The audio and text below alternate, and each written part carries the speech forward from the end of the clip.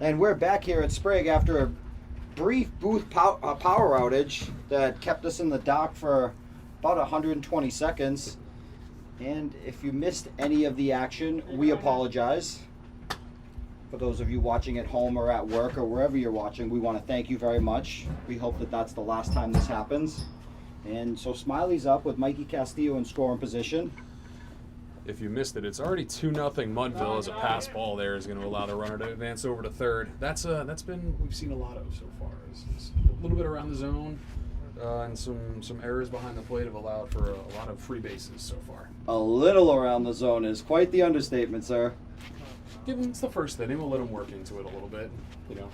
We'll see what happens. Well, let's hope that R&R can withstand this offensive onslaught by Mudville and stay in this thing, but this is going to get away from them really quickly if they do not bear down as Smiley takes another ball.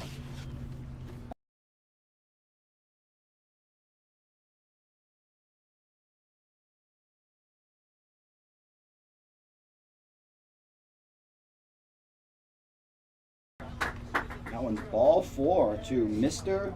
Smiley. Tell you more about Smiley later in the broadcast.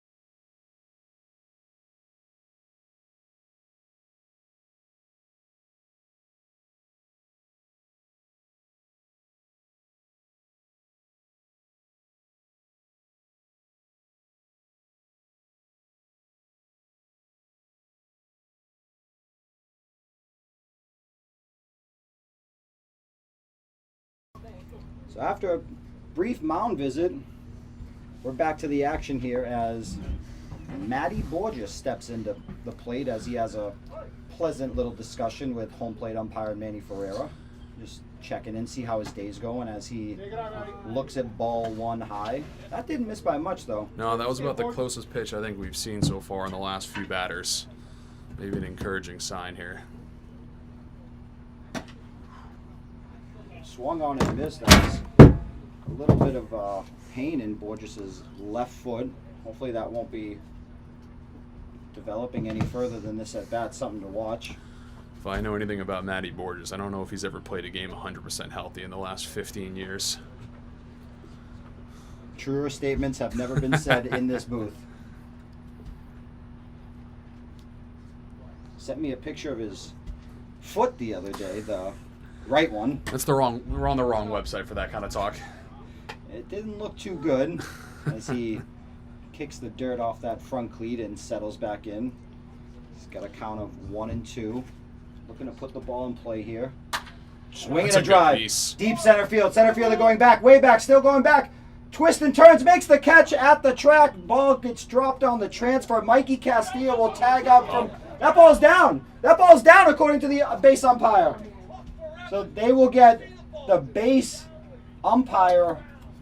They will get Smiley at second. The base umpire having an animated conversation between Mikey Webb, Smiley, Matthew Borges. But in the end, Castillo does score. Goes down as a very unique 8-5 fielder's choice. And we apologize for the young viewers at home that may have heard some of the colorful language used by our intense players here. But that was a weird play. Yeah, really weird. It was kind of tough. The center fielder had turned his back to make the attempt on the ball, so it was tough to see if it was, on the transfer of him trying to get the ball in or if it was in the process of making the catch that he ended up losing it. So, yeah, a little bit weird here, and, we don't have a great angle from this, first base, above the first base dugout either. So, yeah, I wasn't really sure, and you were right. The ump didn't really make a call there for a while until the base runner was kind of a third of the way back to the bag at that point.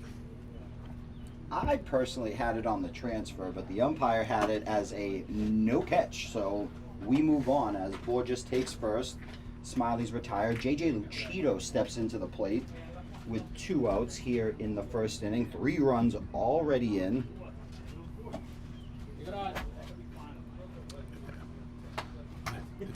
was going to say it's updated.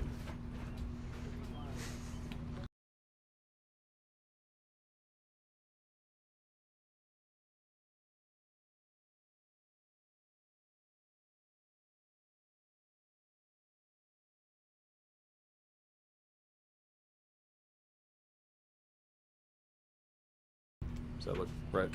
Yeah. The pitch. Low and away for a ball.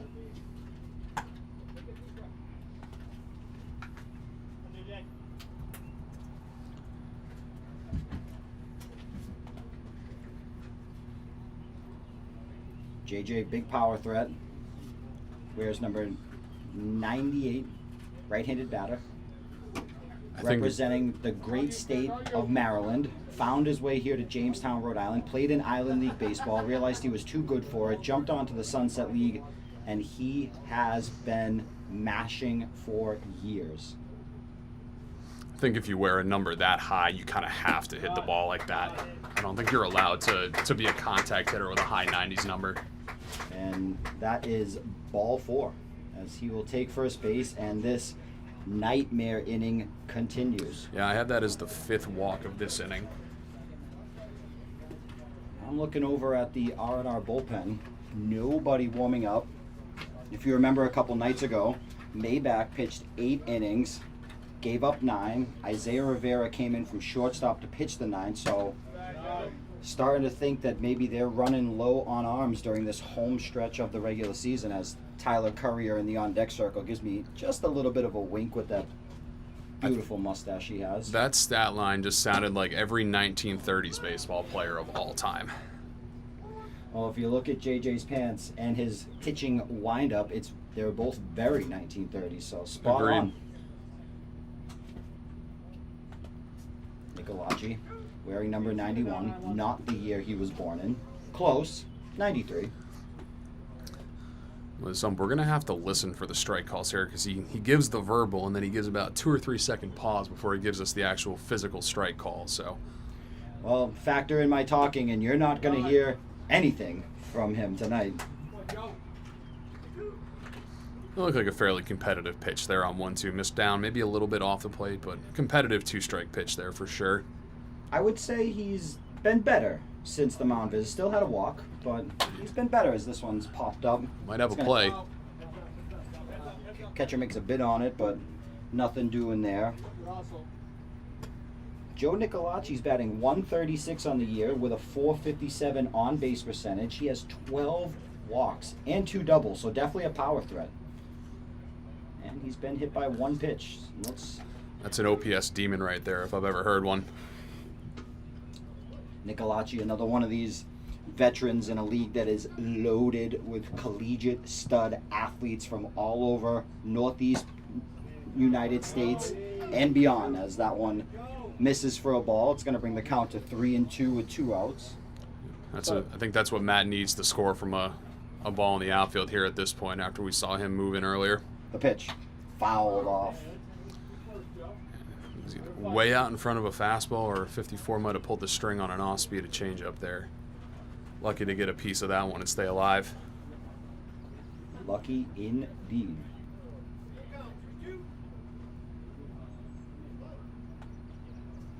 Yeah, 9-1. Here's the pitch. Check swing, ball 4.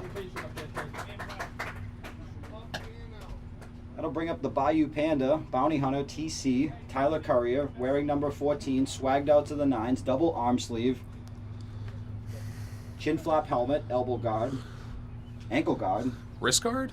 Oh, everything you can imagine. He's probably got his sliding mitt sticking out of his back pocket.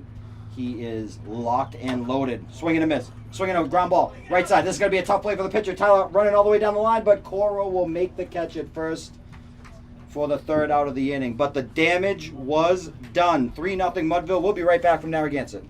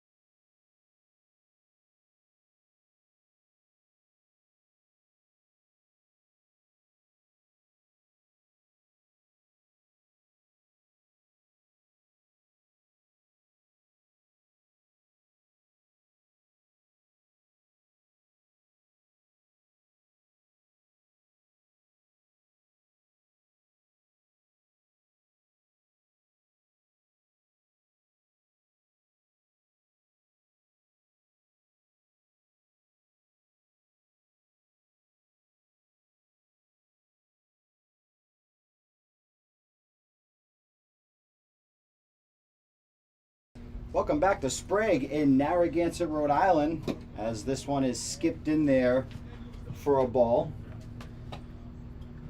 Pitcher for Mudville is going to be Moose. We've seen him many times. Pounds the zone. This is his 5th appearance of the year, making his 2nd start. And he is a strikeout machine. Going to be trying to get the walks under control tonight. He had really laboring inning last time, pitching about 35 pitches. This one's grounded to the right side. The grass is going to slow it down. Matty Boyd just going to barehand it. Throws across his body to Smiley for the first out of the inning. Beautiful play by the 2008 Sunset League MVP as he still has it, flashing the leather, ranging to his right, picks up a soaking wet ball and throws out a very fast runner to get the first out of the inning. I'm going to be honest. First of all, I didn't know that the records went back that far. I didn't think the internet existed at the point when you were talking about. But 2, yeah, great play. I mean, that ball just got murdered in the grass because it wasn't the worst piece off of the bat ever. Had a little bit, but as soon as it touched the grass, it just got absolutely murdered. I don't even know if it was going to make it to the dirt by the time Matty had picked it up. Well, if it had made it to the dirt, he would have been safe. But charging it at full will is the great Matty Borges, and makes a great play to set the tone for the defense that will be behind Moose. Tonight we have Zambrano in left field, Lucido in center field. There's Jackson, the Jackshammer Gervais out in right field as this one swung on and a little cue shot over to the right side. And we have Mr. Smiley at first base, Matty Borges at second base. That looks like Manzo over at shortstop, and Mikey Castillo at third base. Moose on the mound, and he'll be pitching to the veteran slash soon to be Hall of Famer Ferreira, as this one's lined into right field, right at the Borges again. He makes the catches. He goes down to a knee and throws it around the infield. Have a night already. Mr. Borges tagged one to center field that was absolutely crushed. Would have been 30 feet out of Cardines. Now he makes the first 2 plays in style, one on the ground, one on the air. I know where your head's at there. The only thing I'm going to contest with you is Cardines' fence. It was too low for it to clear the Cardines' fence, but I think it would have hit the fence on a line at least. I'll give you that. Off to a great start is Mudville, as Moose looks to get his team back in swinging, as Isaiah Rivera swings and misses at a fastball. Looked a little low in the zone, definitely a strike. Isaiah, this one's fouled off. Isaiah, another one of these incredible players that we have in the George Donnelly Sunset League. 2 years ago, MVP, very sorry. We saw Isaiah Rivera hit a moonshot in North Providence that probably still hasn't landed for a grand slam. And we got to see him close out a game Friday night at Cardines and get his first save. That's a fastball that misses outside, not by much though, as Isaiah settles in now with a 1-2 count. Yeah, that was a bold take 0-2 there. That looked like a ball that you got to at least try to spoil. The pitch. Oh, gets a piece of Manny. He's going to throw a nice fresh pearl out to Moose as that wet ball is picked up by Jake Ferreira, rubs it on his thigh. Not making any friends back there, letting curveballs catch the ump in the chest. I like the pitch selection. Yeah, he hasn't had to mix it up too much. He's been pitching to contact the first couple of batters there. Swing and a miss for a strike 3 on a changeup, and we head to the second. 3-0 Mudville.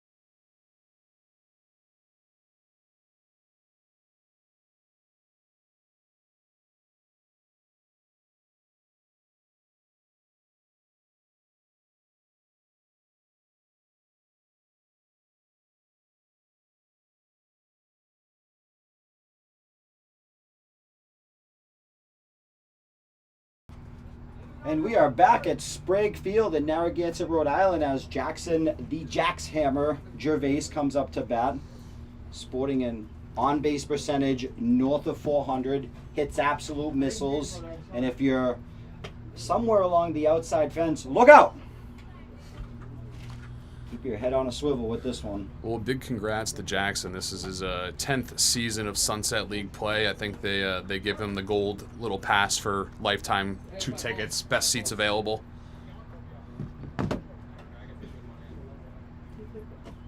Fastball in the dirt, misses. I didn't know they gave those out for Sunset League baseball. That's very interesting. I think they just started doing it. He might be approaching 10-5 rights then in this league as well. As I said earlier, Jackson batting .265 on the season with a .419 on-base percentage. Not what you're typically going to see from the bottom hitter in most leagues, but in this league, we are loaded with studs, and this guy is always a threat from this bottom spot. The pitch. 3 balls, 1 strike, no one out. Ferreira waits on deck, but for now, it's Jackson. Pitcher likes what the catcher puts down and delivers. Line drive, right side. Mikey Webb's going to field it, shovels it over to first for the first out of the inning. Well, back to the top of the order for Ferreira. As I mentioned before, Ferreira will someday be a George Donnelly Sunset League Hall of Famer, but he's come out of retirement, which resets his countdown. He's got to wait 5 years to get on the next ballot now. That's exactly right. So for now, he's looking to jump on with Mudville and help lead them to back-to-back titles in this league. Not easy to do. The pitch. Fastball up and away for a ball. And we just want to say thank you to all our viewers out there. We know we've got people watching from up and down the East Coast. We typically have some people in South Carolina checking in. Maine, as this one's popped up. Right side. 3 R&R Construction players converging on it. Pitcher calls for it. Will make the catch for the second out of the inning as he flips it to Coro, who flips it to Webb, who flips it back to the pitcher for the second out of the inning. And if you're keeping score at home, that is just an F1. It is not an F1, 3, 4, as I may have made it seem. Yeah, you don't see the pitcher call off the first baseman a lot. I thought Coro was just going to come in and kind of take over there, but he got the call off and backed off. And pitcher, one-handed little nonchalant play. He says to Joey, I got it. Get out of here, guy. Likes what the catcher puts down. Comes set, leg kick, and delivers. Popped up. Another one. This one's going to be another infield fly. Isaiah Rivera converging on it. This one's going to be caught by Rivera as Mudville goes down 1, 2, 3. We head to the bottom of the second here in beautiful Narragansett, Rhode Island.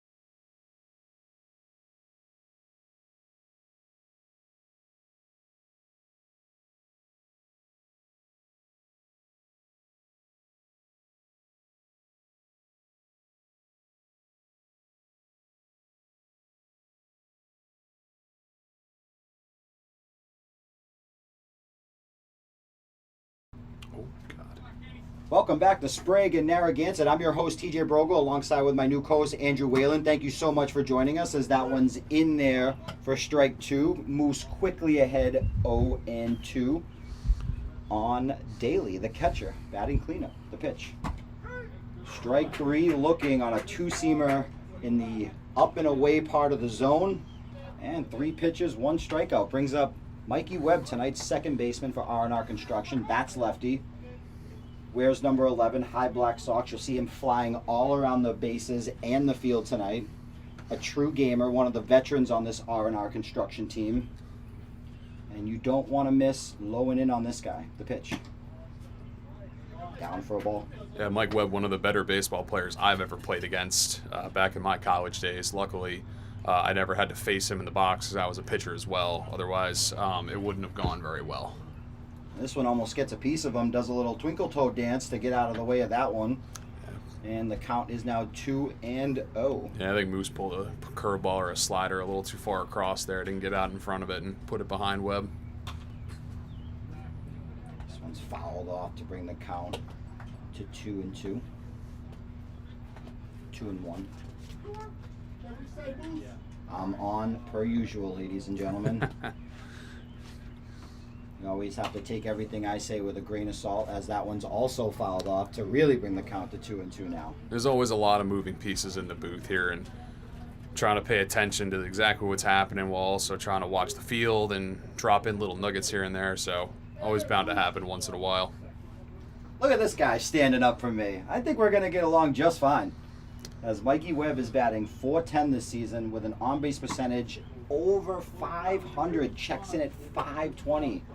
These are outrageous numbers against the level of pitching that we have. And not a small sample size either. Leads the team in games played as this one's grounded to the second baseman. Boy just makes a backhand plants, throws to Smiley, who stretches forward, makes the catch at first base for the second out of the inning. We're getting a Matt Borges defensive clinic here. A backhand going into the hole up the middle, and had enough on the throw. I didn't know if he was going to end up short hopping Smiley over there, but got a good strong throw across and got him by a couple of steps too. That's great analysis. That's the type of analysis you're only going to get watching the George Donnelly Sunset League with former players who have done it all in the booth, calling it the way they see it, the way ordinary people like myself don't see it, as that one misses low and away on a fastball to Leonardo. Yeah, you know, it's been 6 years. Sorry, I didn't mean to cut you off there, TJ. Ooh.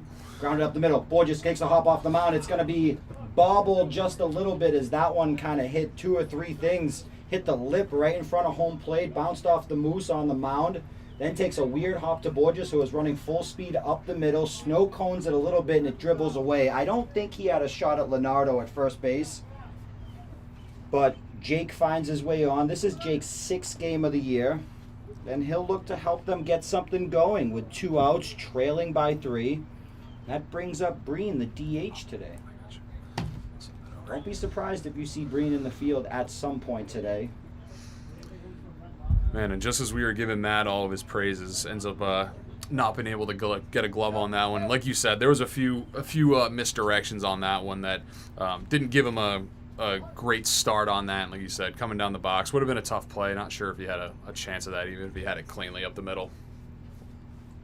That's baseball at its finest, as Timmy Breen steps in with a .333 on-base percentage, 333 average with a .462 on-base percentage, an OPS of .891. So this guy's got power, does it all, plays multiple positions, as he wears one of the tighter pairs of pants on R&R Construction's team. We call those painted on where I'm from. As he looks over at us to say, yeah, I hear you. Wait till you see next week. They'll be even tighter, buddy. He's going to have to go shopping at Kids R Us to get a pair smaller than that. The pitch. Breaking ball waved at. Nasty. To bring the count to 1-2. That was a nasty pitch right there. Looked like a strike coming out of Moose's hand. Looks like it's right down the middle. Then it just disappears out of your view, and you regret even swinging at it. But nevertheless, we've seen Breen hit with 2 strikes many times. He's confident, doesn't matter. The pitch. Another breaking ball, goes back to it, tries to front door him after leaking one out on the outside corner. That brings the count to 2-2 with 2 down, bottom 2. The deuces are wild, TJ. 2-2-2, bottom 2. The pitch. Swung on and missed for strike 3 as Moose strikes him out to get his team back in. Mudville 3, R&R 0. We'll be right back.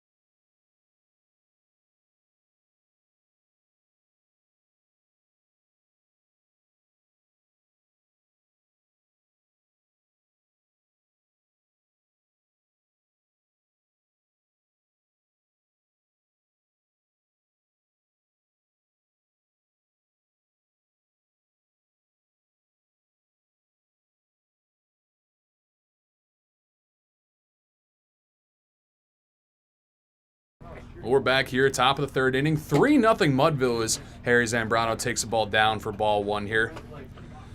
It's been a tale of a couple of innings here. The first inning, it was a lot of walks, errors, a ball in play or 2, and then the second inning all of a sudden was the complete opposite, a 1-2-3 smooth sailing. So we'll see what we get here as we move into the top of the 3rd, as that ball is going to miss. Inside, maybe? 2-0. Barely. Yeah, I didn't get a great view. I was watching it live from our above the first base dugout view, and I wasn't exactly sure where. I don't know if home plate caught a better angle. That one's going to miss away. 3-0 now to Zambrano. Speaking of our booth, this is not quite the luxury booth you're picturing at home, just so you know. Listen, I've done my tour of booths around northern New England, and there's been far worse as well, as Zambrano takes that one for a strike, now 3-1. Yeah, there's been a few. I worked a few years with I worked a few years in the NECBL, one with the Vermont Mountaineers. Had a decent booth. It was a little congested, but it had a lot of length to it. And then the Ocean State Waves booth is Zambrano takes that one ball 4. Very similar to this one. So well, I'll tell you what, if I keep eating burritos at the pace I'm doing, this booth is going to get real full real fast. Listen, man, this is my first day. You don't want to scare me away that fast. I think Matt was expecting me to be here the rest of the year, but if that's how it's going to go, then we need you. We'll That's see. for sure. We'll see. We'll have to get some feedback from the people listening, but I say this is a massive upgrade for the Mudville 9 and for the broadcast for George Donnelly's Sunset League in general, as Mikey Castillo steps up, takes a fastball up and in. Might have been one of his hardest thrown pitches tonight, but it misses for ball 1. Yeah, we've seen some decent velocity out of both of the pitchers tonight. It's just one's been much more around the zone than the other. Is the 1-0. Little inside. He seems like he's right around it, though. Not missing by much like it was in the first inning. Maybe a little bit of frustration setting in now, as he probably thought that was a strike, and he kind of throws his hands up. Home plate umpire kind of throws his hands up, and he's trying to find it. Nothing's working. He can't see the signs. Catcher's going to come out and talk to his pitcher. Ice Mikey Castillo.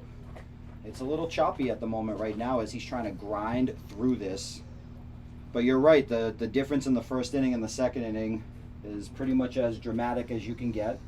Have a leadoff walk this inning, so maybe trending more towards the first inning that we saw. And now he's got to deal with Mikey Castillo, who was one of the better hitters in this league.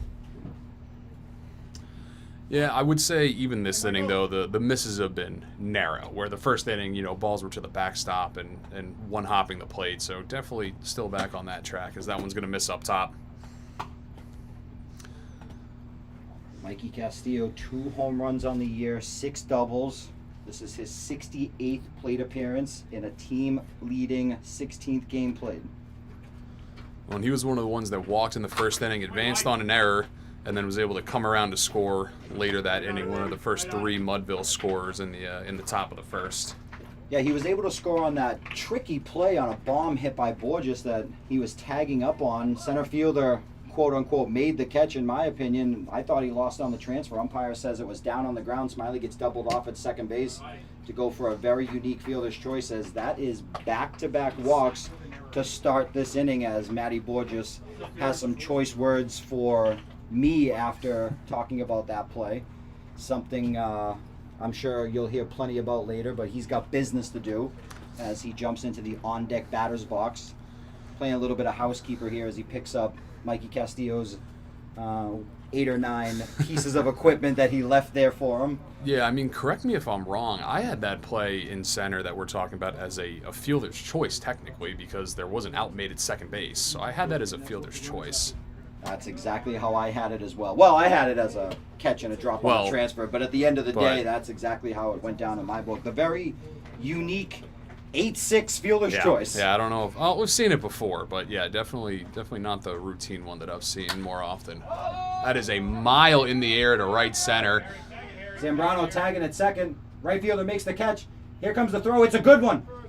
It gets tipped off the second shortstop's glove. Nope. Mikey Castillo going to get caught in between over here, but he runs back to first base as Coro was about 10 to 15 feet off the bag. Thinking about doing the old double tag, advancing on the throw maybe, but he held, rightfully so. He'll get a chance to show off his legs here with the right-handed pitcher having his back to him. First and third, 1 out. This is when you're most dangerous as a base runner. And they're already up 3, so the Rich trying to get richer here. It's not harmless if he gets thrown out, but it's not necessarily the rally killer that you think it is. Well, now it gives Matty Borges an opportunity, second on the team in RBIs with 13 heading into the game today, and an opportunity here to tack on a little bit. Well, I guess it would be his 15th now if he was able to get him in, because he was able to get that RBI on that fly ball in the first inning. Maybe we need to consider changing it to a sac fly after all. Maybe it's just a productive out that gets him the RBI, something we do see in baseball. Anytime you put the ball in play and a run scores, you're happy when you go back to the bench. That's my opinion. I think the only time I contest it is a possible double play. Oh, we got to pick off here. Oh, he's in there. Ooh. Nearly a double play as Mikey Castillo gets caught in between trying to steal. Pitcher picks off to first base. Joey Coro throws a strike to the second baseman, sweeps the tag on him. Zambrano, who was caught down the line just a little, had to dive back into third base. Third baseman put the tag on him. It was close. Home plate umpire Manny Ferreira says safe. So now 2 outs. Borges still up. Going to be looking to drive him in on a base hit now.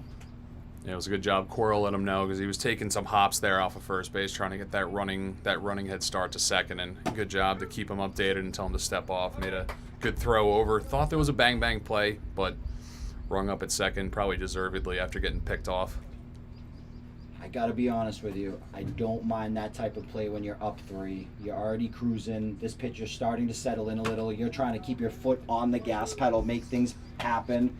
And if the pitcher delivers that ball to home, Borges swings, could be a little de facto hit and run. Mikey got a good jump on that one, so catcher maybe doesn't even throw it down. Now you got second and third, but we find ourselves now man on third, 2 outs, the pitch. Right side, flare, gonna be fouled by about 5 feet down the right field line. Kind of a defensive piece, able to get a barrel on it, but it goes foul by about 5 feet or so. Still 0-2. Maybe it's 1-2. I'm not perfect. I have 1-2 on the count here, yeah. Yeah, you're right, yeah. Little, just a defensive swing there, just trying to spoil off a pitch, and almost made an absolutely great placement on that ball in the Bermuda Triangle there in between first, second, and right field. Holds his swing to get it back to 2-2. Matty using a dovetail. Contact Matty Borges to get your own customized dovetail. Hardest wood in the game. Popped up. Right side. This one's going to head towards my BMW. Listening for the bang. And we are in the clear. I heard those are expensive to repair. Body damage is nothing compared to the mechanical, that's for sure. Well, I would prefer to do neither. Joe Nicolacci gives me a little bit of a kind of a thumbs up. He's kind of overhearing us as he is in the hole, anxiously waiting to get up this inning, hopefully with at least one more run in, as this Mudville offense is on the attack. Popped up, left side, this ball's crushed. Left fielder drifting back, still drifting back. Ball's going to carry, and he will make the catch at about 370 feet. That ball was tanked, and it brings me back to if Castillo had not been thrown out, that would have been a sac fly. But like I said, Mudville up 3-0. They're on the attack. We'll be right back.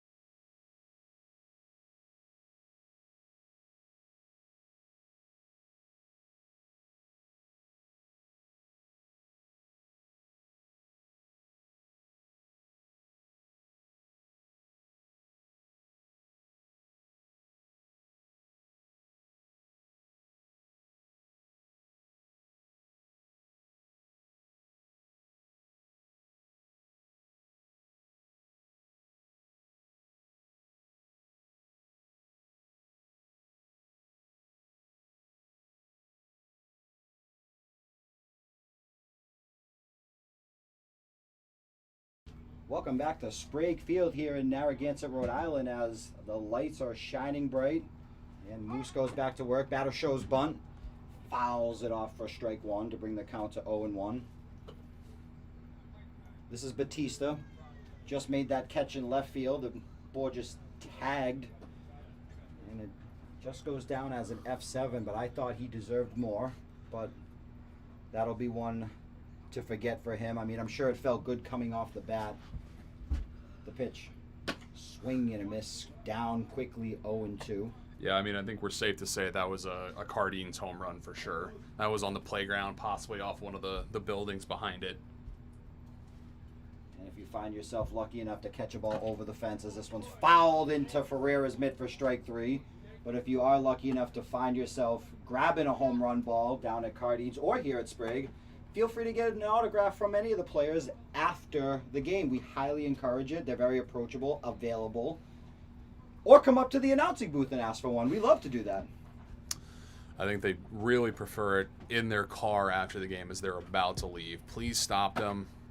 Tell them we sent you. Specifically, TJ sent you.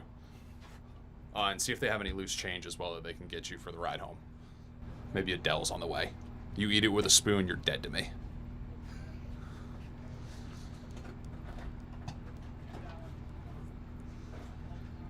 Maybe Moose dealing with a little bit of a mound issue, as maybe it just requires a tad bit of maintenance from his right heel. Trying to find that good spot to push off of as he kicks and delivers.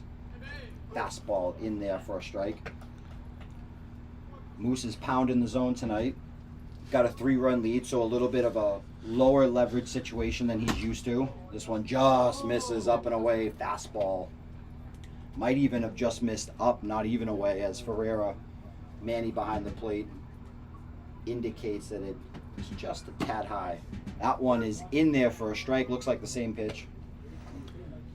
And just for people that may be confused at home, Jake Ferreira, the catcher, is not related to Manny Ferreira, the umpires. This one's popped up. JJ Lucido going back. Makes the catch for the second out of the inning. One of the more common names, maybe not the most surprising thing ever, that Rivera's don't necessarily or aren't related. Well, for Jake Ferreira, comes from a great baseball family. Already one member of his family inducted into the Hall of Fame. He'll be the second soon. And if Manny hangs around another 5 or 10 years, he might find himself there as well. For all the great work he does down here in Rhode Island, we're always very happy to have Manny. That one misses up, breaking ball. As we are back to the top of the order for Fuscolaro. Left-handed batter. The pitch. Swing and a miss. Top hand kind of came off there and lost a lot of his bat speed halfway through, kind of waves at it. Yeah, Fuscolaro was one of the first guys to hit one of the 8 ground balls, it seems like, to Matty Borges so far tonight. Popped up. Right side. JJ drifting over for it. It's going to be all him. Finds his spot, gets his footing, makes the catch for the third out of the inning. 1-2-3 for Moose. We'll be right back.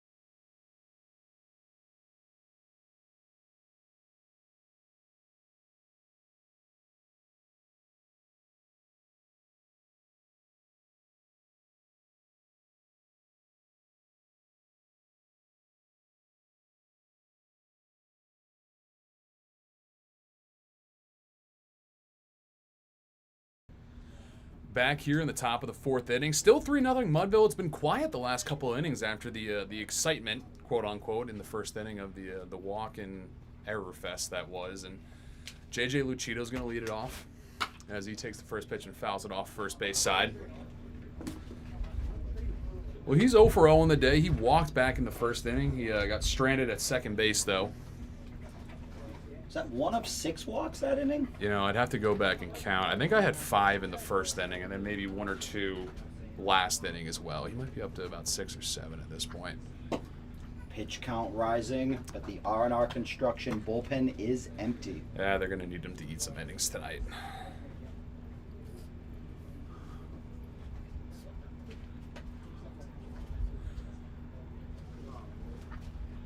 Ground ball. Left side. This one's right at Rivera, the shortstop. Throws over to first base for the first out of the inning. That was smooth over there by Rivera. Came in very nonchalant, fielded it on the short hop, off balance, not really setting himself on the throw, and just right at Coro's chest. I love that angle he took. He kind of wrapped around it, had the glove down all the way, stayed down on it, knew he had plenty of time with JJ running, who's not slow by any stretch. It just got up on him fast. And he throws kind of a one-legged kick off balance over to Coro at first base. So here's Nicolacci, left-handed batter. We've already seen him once tonight, having a tremendous season at the plate and in the field. Find him on the mound occasionally as well.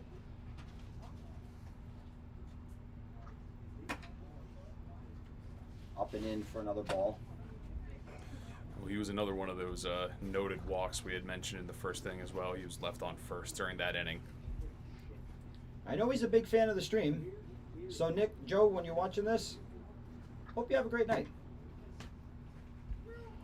I know Joe's family's probably watching at home right now, enjoying a nice Sunday night in an air-conditioned living room, watching Joe Nicolacci go to work here down at Sprague Field, Narragansett, Rhode Island. The pitch. Another ball, so his second walk of the night. Looks like that might have finally kicked in some gear down in the R&R bullpen as we finally got someone down there throwing. Maybach is unavailable tonight. He pitched 8 innings just probably about 48 hours ago, so you will not see him on the mound tonight. They are digging deep in this bullpen as Tyler Courier, the Bayou Panda, steps in, looking to do damage, take strike one, adjust his helmet, and he's going to go to work here against a pitcher that is a little bit wild, but has been able to limit the damage thus far to just 3. The pitch. Low for a ball. 1-1. He was the one that hit the little chopper. He basically pulled the ball out of the catcher's glove, it felt like, on his swing in the first inning and hit a little chopper down the first base line that Daly was able to come up and make the play on for that last out to finally put him out of his misery that inning. That one tips off the catcher's glove, rattles around the ground a little bit, but a strike nonetheless. That's the classic debate. Some people will say you're going to have to catch the ball to get the strike. My opinion, strike's a strike. I love that as catcher flips his glove to try and block it, never hits the ground, but gets the count back to even 2-2. So a great at bat here by TC. Looking to get this offense going. If Ferreira does have to go into the field, Courier would most likely jump behind the dish. He's the EH today. The pitch. Swing and a miss for a strike 3. Yeah, he might have done Daly a little bit of a favor there. I think that ball's a little elevated, but it might have looked good as, you know, he's been around the zone, but not super consistent through the zone. So just trying to get anything at that point that you can get your hands on. I'm trying to get my hands on some food after this game, but we'll talk about that later in the game as Jackson, the Jackshammer Gervais, steps in with those teal batting gloves, swinging a drive, right center. Right fielder going back, still going back, and he makes the catch as he squares up with the infield on a ball that was absolutely tagged. A very, very loud out to end the inning. We head to the 5th, bottom of the 4th. We'll be right back.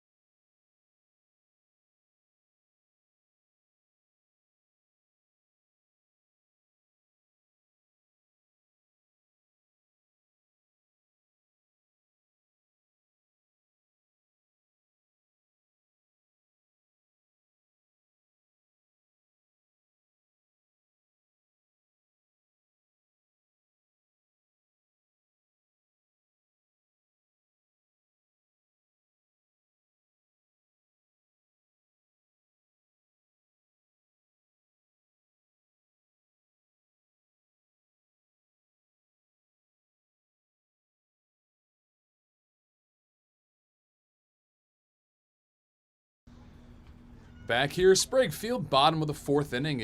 What ended up being a decent night. after we had some rain showers delay us here. About half an hour. We started around 7:25 today after the anticipated 7 o'clock start. But it's been nice since then. I think there's a possibility. Oh, as we have timeout here, I'm not really sure what we're doing in the box. Okay. There's a possibility of some showers later, but for right now, we look okay. We're moving forward. The game's been moving after a little bit of a slow first inning as Coro lifts the fly ball to right field. Back a couple steps goes Gervais, settles under it, first out of the inning. Coro held the bat with him the whole way. Knew it was just a can of corn right off the bat. Yeah, that was very routine there. Gervais, couple steps to his right, and then did the old twist and transferred over to the left side, a couple steps back, and routine play out there in right field. And with one out, Rivera's going to step in as we've already sung his praise today, but he is 0 for 1 today, struck out back in the first as that pitch is lifted into shallow right field. Converging is Gervais and Lucido. It's going to be Gervais that settles under that one for a quick second out here in the bottom of the 4th inning. Well, can he complete the trifecta, TJ? That's the question. That's 2 F9s in a row. We'll see if Daly goes the other way here and gives Jackson the 3 for 3 this inning. I'm personally hoping for a strikeout, but I'll take an F9. Well, not really rooting for a strikeout, just rooting for 2 competitors to go at it, have some fun, and whoever the better man is this at-bat prevails. Not necessarily rooting for any side in particular. How neutral of you. Very nice. As that pitch misses down here to Daly. As he fouls that one out of play. Towards the BMW. I think we're good. I didn't hear a ding or anything. All right, so here's our chance to drop the nugget. So this is one of the 2 Dalys on the team. The other Daly is the pitcher. So pitcher or brother catching to the pitcher, to his brother on the mound as he misses that one up. And they're both the nephew of second baseman Mike Webb. That's a little scary because Mike Webb is 29, so interesting that he has 2 nephews that are old enough to play in this league. But a nice nugget we learned earlier today, nonetheless. That's right. We had a nice pregame interview with Mikey Webb right behind home plate. Gave us the whole breakdown of how him and his family love baseball. They even have a cousin who's out on Tommy John surgery right now, so he'll be looking to make his return to the Sunset League next year as a pitcher. As Moose misses down there with an off-speed pitch. Full count now, 3-2, 2 outs. After, I believe it was 2 pitches, 2 outs to start the inning. Daly's working him a little bit here and running that pitch count up. That's a 3-2 and a nasty off-speed pitch. Swung on and missed. A very quick 1-2-3 bottom of the 4th. We head to the 5th. 3-0 Mudville here from Sprague Field.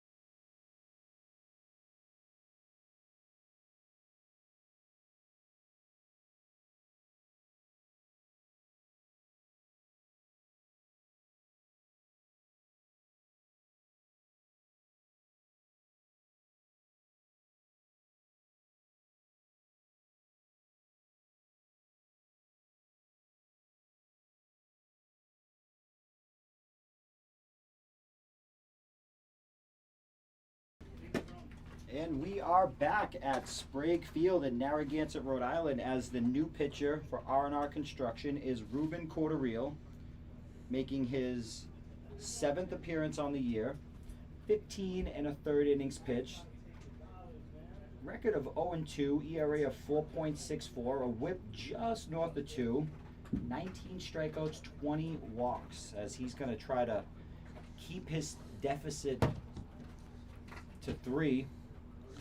We head to the top of the 5th, almost at the halfway mark here. I'm your host, TJ BROGLE. Thank you very much for joining us, alongside my new co-host, Andrew Whalen. We're having a lot of fun, so if you're in the area, come on down. The price of admission is free.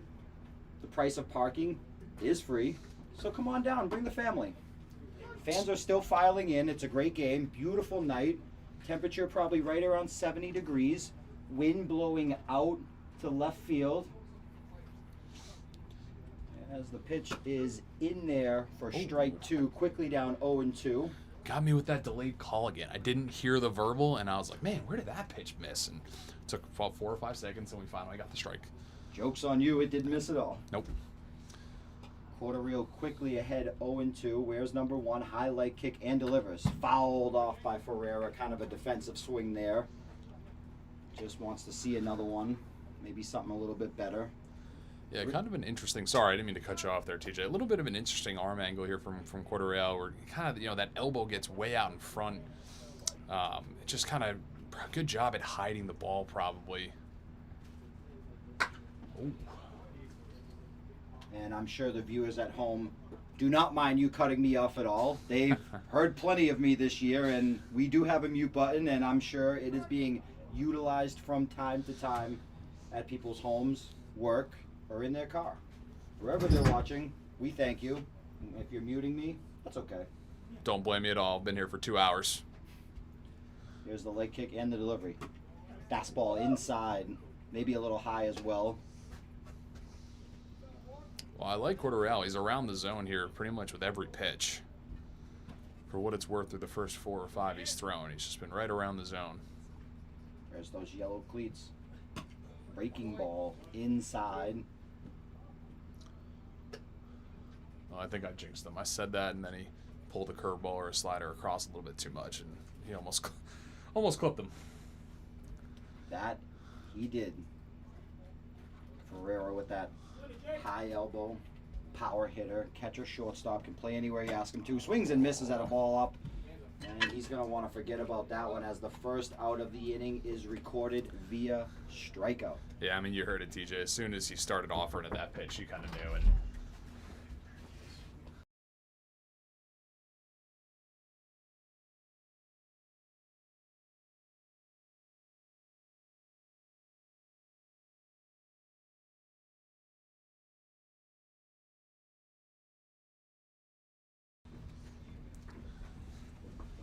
So here's Manzo, shortstop. Was MIA for a little bit. Decided to take a cruise down to Bermuda, as this one's fouled off. We had wanted posters out for him. He's back, and he's back in a big way. You think he was hanging with Amelia Earhart? I think he lied to us and went to Block Island, but that's a story for another day. Is that the Rhode Island Bermuda? Maybe. It is beautiful there this time of year. Ferries leave multiple ports 5 to 8 times a day, so you can catch a round trip anytime. Last ferry's about 11:15 at night. You know that every Rhode Islander that's watching right now is singing the jingle in their head. And that is not lost on me. It's catchy. As someone who doesn't even take the ferry that much, I still know it. You strike me as a I'll swim there type of guy. As this one's lined into the gap. Right fielder at full speed. He'll make the catch as his hat comes off. He was flying for that ball, covered a lot of ground, took at least a double away from Chris Manzo. And if he keeps stinging the ball like that, that's going to work out more times than it's not going to work out for him. Yeah, I'm not 100% sure who that is out there, because it was Corderil that was playing right field up until this inning. So I'm not sure if Daly went out there or if they ended up moving some people around. But whoever it was, yeah, great jump on the ball into right center and full sprint there to run that one down in the gap. Just absolutely flying across that wet outfield grass. And his first baseman still giving him a good job, buddy. That was a catch that's highlight worthy. As Zambrano steps in wearing number 99. Most of the exit velocity off the balls he hits will not be south of 99. So look out. I mean, have you ever seen Harry's Instagram? That guy lives in the gym. Of course he just rakes the ball. One of my two teammates from my days with Mudville back in 2017, 2018. The other one I know we had mentioned earlier with Jackson Gervais. I think Harry said he also hit his 10-year Sunset League anniversary this year as well. So I guess his gold card will be in the mail for his 2 free tickets to any game in the future. He is the defending, reigning MVP of the league on a team that just won the championship. So a serious hitter who handles his business better than anybody I know. Guy still in his prime.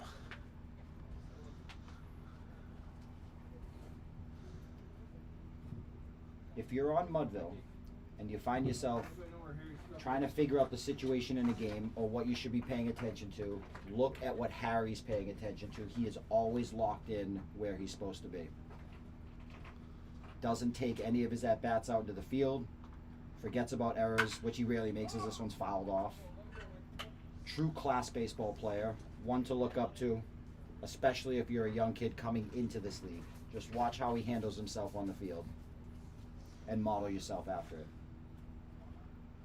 Well, I'll echo that 100%. Remember that back to my days. I think he's a couple years younger than me, and I remember him carried himself pretty well, even after his first couple years where, not that he was bad by any means, but he was not the level of player he has been the last few years. So good to see him getting to that point while still having the same demeanor and composure that he had back in 2017.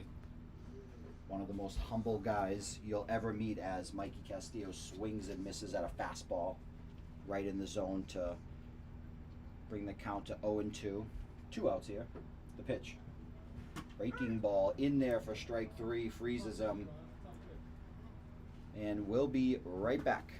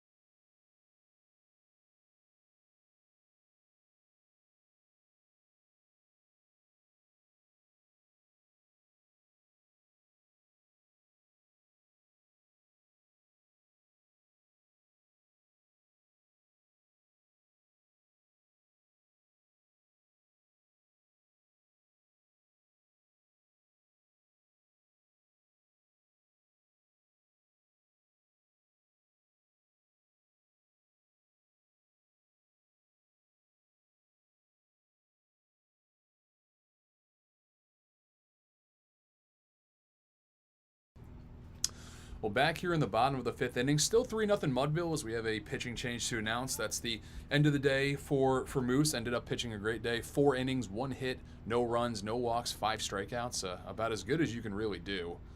As that 1 hit was kind of that ball up the middle that Borges was not able to get a full glove on.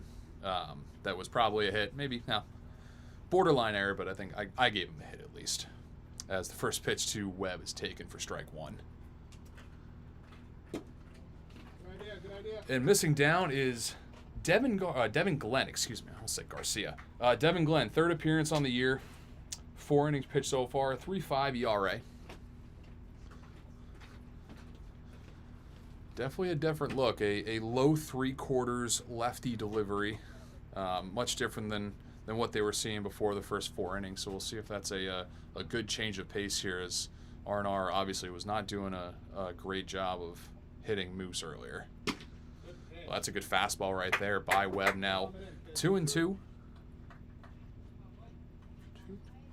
Yeah, we say, Glenn, throw him a chair, kid. Well, Glenn on the mound, coming out of that full lefty delivery, kicks and delivers the 2-2. That one's going to miss outside, runs the count full on Webb. Webb 0 for 1 on the day, grounded out to second base back in the 2nd inning. That was the play that Borges came all the way in on and made the nice grab as that pitch is out, and Webb draws a walk to lead off the inning. That's a great job by Mikey Webb, looking to get his team going. Webb's in the 5-hole tonight, so working down in the lineup, but maybe just what they needed to get a little bit of a rally going.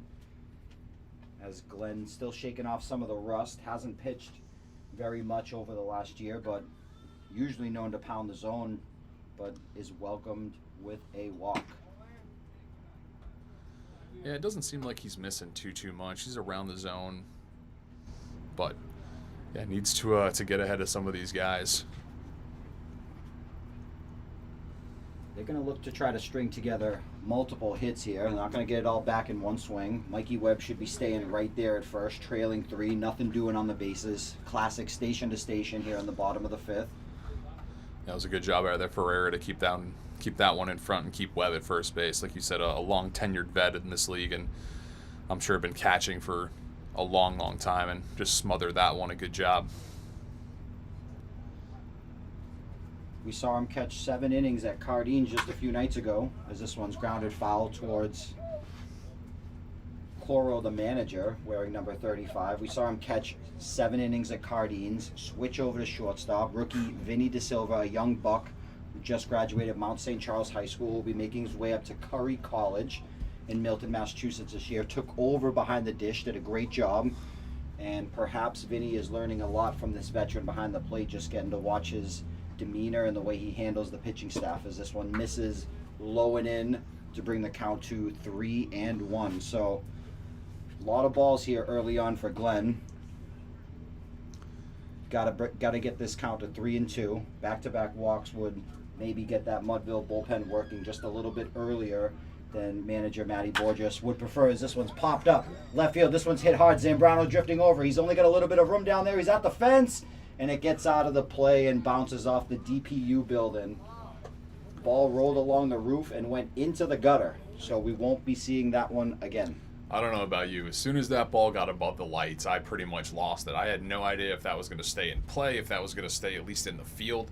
Ended up a good 30, 40 feet into foul territory. Well, that ball was tagged. It looked like a 3-1 fastball right at the belt in the heart of the zone. He was way ahead of it. The change in velocity from the last pitcher he faced maybe benefited Glenn there, as he comes, sets, checks on his runner, leg kicks, and delivers. Fouled off his foot. What pitch that might have been ball 4 did him a little bit of a favor there. So this next pitch will be the 8th pitch of the at-bat. Yeah, absolutely. That ball is definitely down a little bit. That's probably that classic lefty kind of run sink that they usually have, where that ball might have looked like it was going to be at the knees, bottom of the zone for most of the life of the pitch, and then just dove out at the last second. And yeah, I don't know if that caught the bottom of his shin guard or if that got mostly foot. It didn't look like fun either way. That shin guard is a good investment for him. Wears 2 different color batting gloves. Line drive, center field. JJ Cheeto's not going to have a bid on it, It's in there for a base hit, so a walk and a single is exactly what R&R Construction was looking for to get this rally going. That'll bring up Breen, the DH tonight, a very dangerous hitter wearing jersey number 30, painted on pants, does a little bit of landscaping in the right-hander's batter's box. And Glenn quickly finds himself in a jam. Yeah, he's going to have to do some serious damage control to work out of this one here. Need a ground ball, need something hit not super hard. Give himself a chance, or his infield a chance to roll one. So the tying run's at the plate. You know, the way the game is felt, that doesn't sound like a realistic term, the way that, you know, Mudville went about it in the first inning. But you're right, it is only a 3-run game. Yeah, that first inning, good job by their starting pitcher, Daly, to limit the damage to just 3. Had to work around 5 walks. Yeah, that one skips in, misses badly. Ferreira's like a cat back there, shovels off to the left side, has to kind of work with the batter who's also skipping out of the way, gets a clean glove on it, and the runners do not advance. Yeah, for sure, a great job there. I couldn't even tell if that was a breaking ball that he pulled across and skipped, or if it was just a fastball he yanked, whatever it was. Good job there by Ferreira to keep that. That didn't even bounce, he just absorbed it. Ground ball, left There it side, is. Mikey Castillo. He bounces off his glove, still plants, throws the first on a 1 bounce to Smiley, but he is safe. A misplayed ball by Mikey Castillo, and that's going to bring pitching coach Joe Nicolacci out of the dugout to have a conference with Glenn. The first 3 batters have reached in 3 different ways. A leadoff walk, base hit single, now an E5. And that'll get the bases loaded for Batista. Yeah, I mean, he got what he was looking for, right? Textbook ground ball right to the third baseman. I think he just got a little bit ahead of himself over there, did Castillo. I think he was already had the throw locked in and ready to go before he had a handle on the ball, and he was already moving to his left a little bit, and that's when he ended up booting it. So tough, and good for him to try to recover, but just not enough time once the ball got away to even getting out at first base there. That's exactly how I saw it. Ground ball to his left, looked like he was going to field it cleanly, fire it to second base for the first out, fire it to first for the second out of the double play, leave the runner on third with 2 outs, really help Glenn out. But now we find ourselves bases loaded, no one out, and I peek down into the Mudville bullpen. Tony Abed is now warming up as Joe Nicolacci and Manny Ferreira continue their conversation off to the left side. Not sure if it's friendly banter or maybe one of them saying, "I'll see you after the game," in a less friendly tone, but either way, bases loaded, major jam for Glenn. Yeah, he's got to work here. Base loaded, no outs. Bottom of the order is maybe his only redeeming aspect here. Is he's got to work through Batista, who struck out his first time. Well, that top of the lineup comes up real fast. So that one skips in for ball 1. Well, it's an opportunity.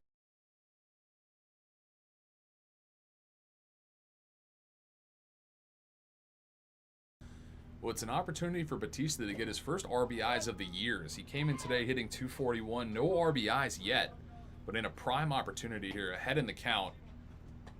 And it really hasn't even been around the zone too much now after the last few batters for Glenn. So he's got to find it here pretty quickly, or else Mudville's in trouble. Jersey has also come untucked during this. Sometimes that's what it takes. You got to loosen it up a little bit, let the body fly. I'm no pitching coach, but I'd maybe drop another button on the jersey. Really, really relax yourself out there as this one misses badly for another ball. 3 balls, no strikes now. At this point, I just take the whole jersey off.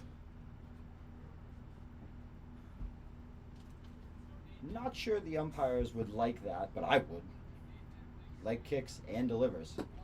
Fastball misses in the dirt. He will walk in a run, so not necessarily a fully self-inflicted jam, as he did get his ground ball that could have resulted in a double play, but the rest of it's pretty self-inflicted.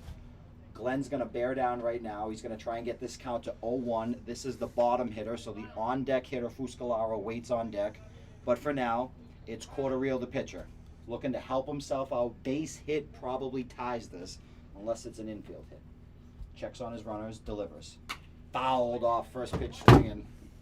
as that ball almost comes flying up into our booth. If you're trying to make me feel better for almost dropping my phone, I appreciate that. That ball was nowhere near our booth. No. Things are starting to fall apart up here. Absolutely not. I just went to go change the count on my phone and just knocked it over. We've all been there. Yeah, Defensive swing from Cordereal, quickly finds himself down 0-2, so this is exactly what Glenn was trying to do. Get ahead of this guy, pound the zone, make him swing at his pitches, and maybe get a strikeout or an infield fly ball. That would do the trick. Fuscolaro, the lefty, waits on deck. The pitch fouled off, so 3 pitches, 3 swings. I don't know how much confidence that Manzo has in a pickoff here, but if he feels it, we're getting a big lead over there at second base is Breen. So just keep an eye, or even if Matty pays attention. I mean, Matty looks like he's sweet talking him a little bit, maybe trying to lull him to sleep, but he's getting a pretty big lead there for a guy in front of him. That would be a great strategy by Mr. Borges if that is the case. The pitch fouled off again. So at least we're getting some strikes out of him. 4 pitches, 4 strikes this at bat. Finds himself 0-2, fighting off everything he throws at him. We'll see. I do have a habit a little bit of predicting back picks. I had a great clip in 2020 in the Newport League that year of a back pick, which I was called the Tony Romo of the booth because I was calling what was happening before it was happening. Well, I'm glad that you weren't called the Tony Romo of the booth because you decided to go on a little joyride after having a few cocktails. He just wanted to go see his grandma and grandpa, okay? Well, I love mine very, very much. You can find my grandfather in the Brockton area, and you can find my grandmother also in the Brockton area, Massachusetts. Couple tough son of a guns there. Born and raised. As this one misses low and away for ball 1. I mean, Breen has just got a massive lead and a crazy secondary here. I'm surprised that they haven't tried to do anything yet. He takes that deep lead. Classic when you're leading off second base because you want to have a better angle as you approach third if you're scoring on a hit. But he's just walking into that lead like nothing matters. Well, Matty Borges covering the bag after every pitch, but it is Manzo's bag. And you know Jake Ferreira behind the plate is looking right at what you're seeing. So maybe a play will be on as this hitter is dangerous. Fuscolaro, the pitch. Fastball right there to bring the count to 2-1. I can't look away from it for whatever reason. Fuscolaro's got 7 RBIs on the season. Came into today batting .310 with a .420 on-base percentage. Leads this R&R construction from the top of the order. The pitch. Fastball in there for strike 2. It's a snap down to second base. They've got him trapped. Matty Borges will fire a strike to Ferreira at the plate, who tags the runner. He's out. He's out. Second out of the inning comes via a blown base running play by R&R Construction, just as my co-host Andrew Whalen was trying to hint to the boys. Jake Ferreira fires a strike to Matt Borges, caught the runner between second and third. Runner on third tries to advance home. He gets thrown out at the plate, and all of a sudden there's 2 outs. Yeah, I mean, I just, you saw it coming, and then I'm going to have to give a shout-out to Ferreira there, for the heads-up of making the play, but then the pick on Matt's throw home. I mean, he short-hopped him pretty good on the way home. It was kind of that weird in-between hop, able to scoop it and then put the tag on for the second out there. That's exactly right. That's terrific analysis by my co-host Andrew Whalen, who represents the great state of Rhode Island, as Fuscolaro will take ball 4 and flip his bat. So now you've got to force out at every base, wherever it takes you, step on it. But not an easy task with first baseman Joey Coro stepping into the plate. Joey Coro, a semi-pro wrestler in his off-season, but it is the current season, so expect him to put up a good at-bat here. I believe he's also tied for the league lead in home runs, if I saw that correctly on the leaderboard page. So probably not the guy you want up right now. Fastball misses by not much, as Coro was taking all the way. Now he's got his timing, looking to do damage. Right guy, right spot, as we say in this business. Tall right-hander, waits on the pitch. Fastball inside for another ball. So 3 walks this inning. has set up a terrific opportunity for R&R Construction to get back into this. Like I said, a blown base running play, and that was kind of a gift for the second out. Delivery. Popped up. Gervais calls for it. Makes a basket catch on the run just behind the lip of the infield. That ball came way in, but it's the third out of the inning. Mudville 3, R&R Construction 1. We'll be right back.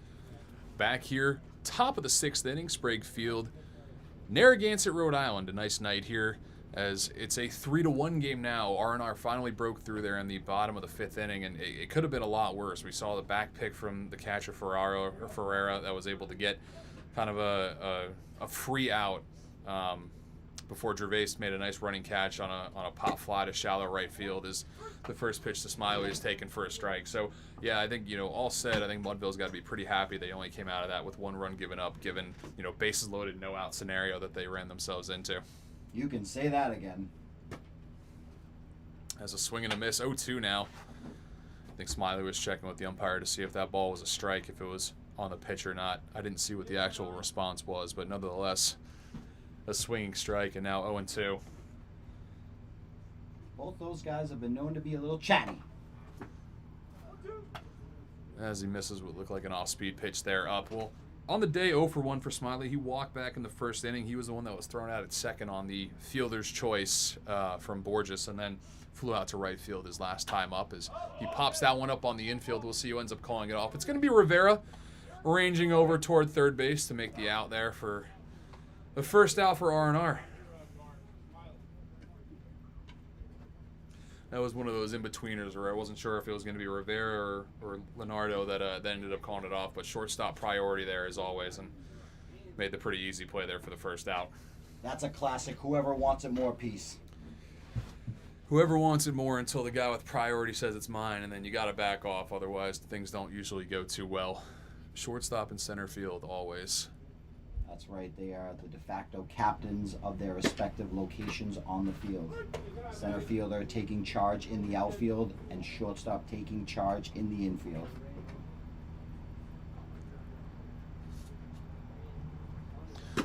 As Borges swings and misses there on a fastball, now 0-2. Well, this is a nice little refreshing change of pace here for Corte Real, as he's just filling up the strike zone this last inning and a third. Just kind of daring Mudville to do anything with these pitches at this point, and they really haven't been able to. This board just pops that one up into shallow center field. Rivera is going to end up calling off the rest of the guys that converged there for the second out of the inning. 2 very quick outs. Well, this is how comebacks start. Usually you score, then you come out with a shutdown inning, get your team right back up, take all the momentum away. So don't count out Mudville matching that urgency, trying to get a runner on, maybe a runner in motion up 2, as Lucido steps in, and he will take a ball outside.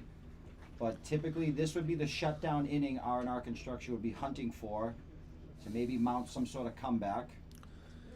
Yeah, very important. And I think Lucido's probably got to do a job of at least taking a strike, as he just did there after a couple of quick outs. You got to make Cordereal at least throw a couple of pitches here. You can't give him that quick of an inning and bring him in with as quick of momentum as it would have been. So I think a good job there of being patient and at least seeing a strike. That's exactly right. I just want to thank everyone who's tuned into the stream. Make sure you're subscribed. Maybe you know someone who loves baseball and you want to share this link with them. Open us up to some new fans. Maybe you're at home, decide, man, should I go down there? Should I not? The answer is yes. Come on down to the field. We've got a good one, as that breaking ball misses badly for the third ball of the at-bat. 3-1 count here with 2 down. Yeah, and I hope we give people an opportunity that can't come to the field but still want to watch maybe some of their friends and family that are playing here. Give them a good opportunity. And shout out to Matty Borges for a really good setup for, a men's league baseball league that this is here. This is better than a lot of, semi-pro collegiate leagues that I've been around before. So, if you're watching here, you got as good a quality as you probably could ask for. This league is loaded with talent from top to bottom on every roster. Organized pitching staffs, training staff, pitching coaches, hitting coaches, bullpens, you name it. We have it all. And that's how we're able to bring you such an incredible product in Rhode Island. Fastball misses close for ball 4. So JJ, being a headlight for his team, tells the boys, hey, we're not done yet with 2 outs. We're going to have some fun. As Nicolacci steps in, he's 0 for 0 on the day with 2 walks. Connor Marley will take over as third base coach, as he smells blood in the water as well. Maybe a little rally brewing here from Mudville 9, who has a 2-run lead here on the top of the 6th. This game is cruising, but not cruising fast enough that you shouldn't try to make your way down and catch the last third of it. We are in the middle of a good one. Both teams settling in nice. Cordereal working at lightning fast pace. The pitch. Another ball. We had a bluff at first base there from Lucido. He took about 3 hard steps like he was going to try to take the bag and then shut it down really quick. So not sure if he just didn't like his jump, if it was just a bluff to try to throw off the pitcher. But whatever it was, it didn't really work because it was a strike. Like I said before he came up to his at-bat, I'd be looking to get on and get moving. Put some life into this offense that has been stagnant since the first inning. They've threatened. They just haven't been able to push another one across.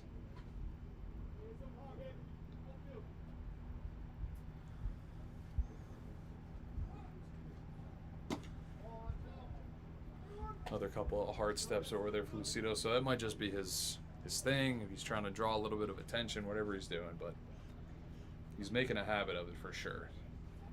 Mikey Webb filling that hole on the right side at second base. It would be the shortstop's bag, which opens up an opposite field hole for Nicolacci, who swings at the 3-1, pops up to center field. This is going to be a tough play. Center fielder tracking it down, makes the catch for the 3rd out of the inning. We head to the bottom of the 6th here at Sprague in Narragansett, Rhode Island.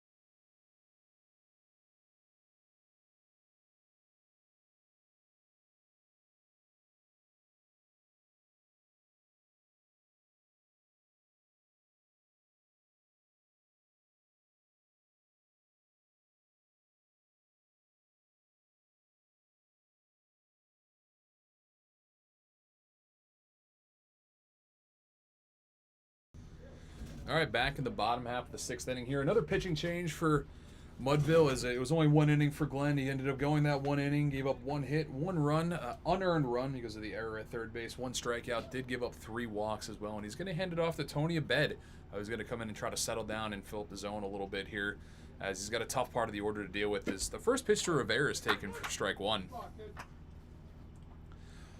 Well, as we've talked about, Rivera, a very dangerous hitter, and you know, it doesn't get easier for Abed after that, so we'll see how he does as he skips one in for ball 1.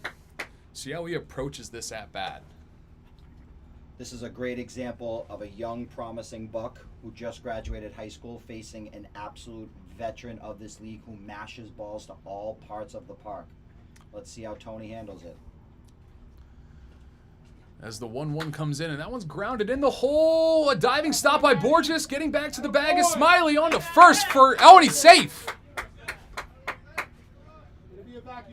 I'm curious if he's saying he was off the bag or if the runner just beat him down to the bag. I'm not 100% sure what the call was there.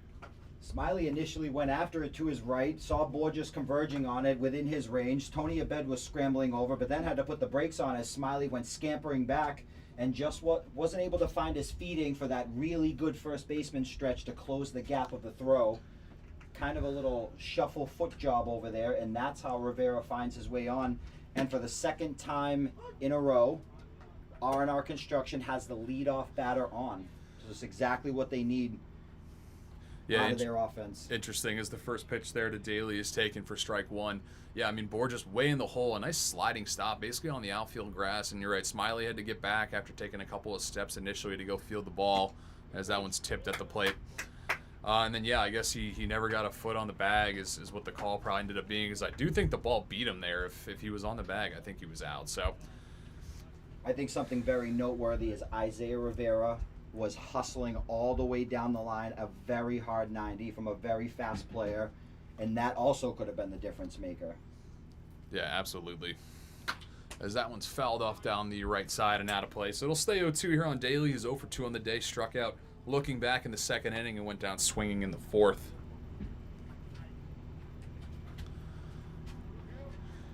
Well, bottom of the 6th, 3-1 here. Mudville still leading. R&R trying to use some momentum after breaking through in the bottom half of the 5th, and then a nice, quick, efficient top half of the 6th inning. As the 0-2. Oh, a good curveball there. Just misses. That's not a bad 0-2 pitch there at all. That one's too close to take, in my opinion. You got to foul that one off, put it in play, use your legs, make your out productive at the very least. Soft ground ball to the right side probably gets Rivera into scoring position. You left the fate in the umpire's hands. I'd be swinging at anything close here. A couple of nods, and the 1-2 way up. A nice job there by Ferreira to just keep that one in front as the pitch was way, way elevated. Made him pop out of his stance at a high rate of speed as he had a huge window there, reaching up and just kind of extended his arm as far as it would go to prevent that one from going to the backstop. Yeah, I wasn't sure if that was a fastball he just didn't get a good grip of, or if it was an off-speed pitch that he just released about a half a second too early, or what that ended up being. But very lucky that there was no advance as that pitch is fouled back to keep the count at 2-2. That one looked like an overthrow, in my opinion. Just trying to rear back, find some extra velocity on it. Lost his release point. Mechanics kind of fell apart, and ends up being really not a great waste pitch either. It doesn't really change the eye level, doesn't set up anything, just kind of a non-competitive pitch that he's fortunate did not go to the backstop, the pitch. That's a breaking ball down and away. Another good job there by Ferreira to keep it in front. So we'll run the count full here. We'll see if they have an idea to get that runner Rivera moving here at first base to potentially stay out of a double play. I would. A threat to steal is Rivera. He's got 3 stolen bases on the year, so obviously not a slouch over there moving at all. He's not going. The 3-2 is going to miss down, and first and second no outs here for R&R as Mudville's getting themselves into another jam here in the middle innings.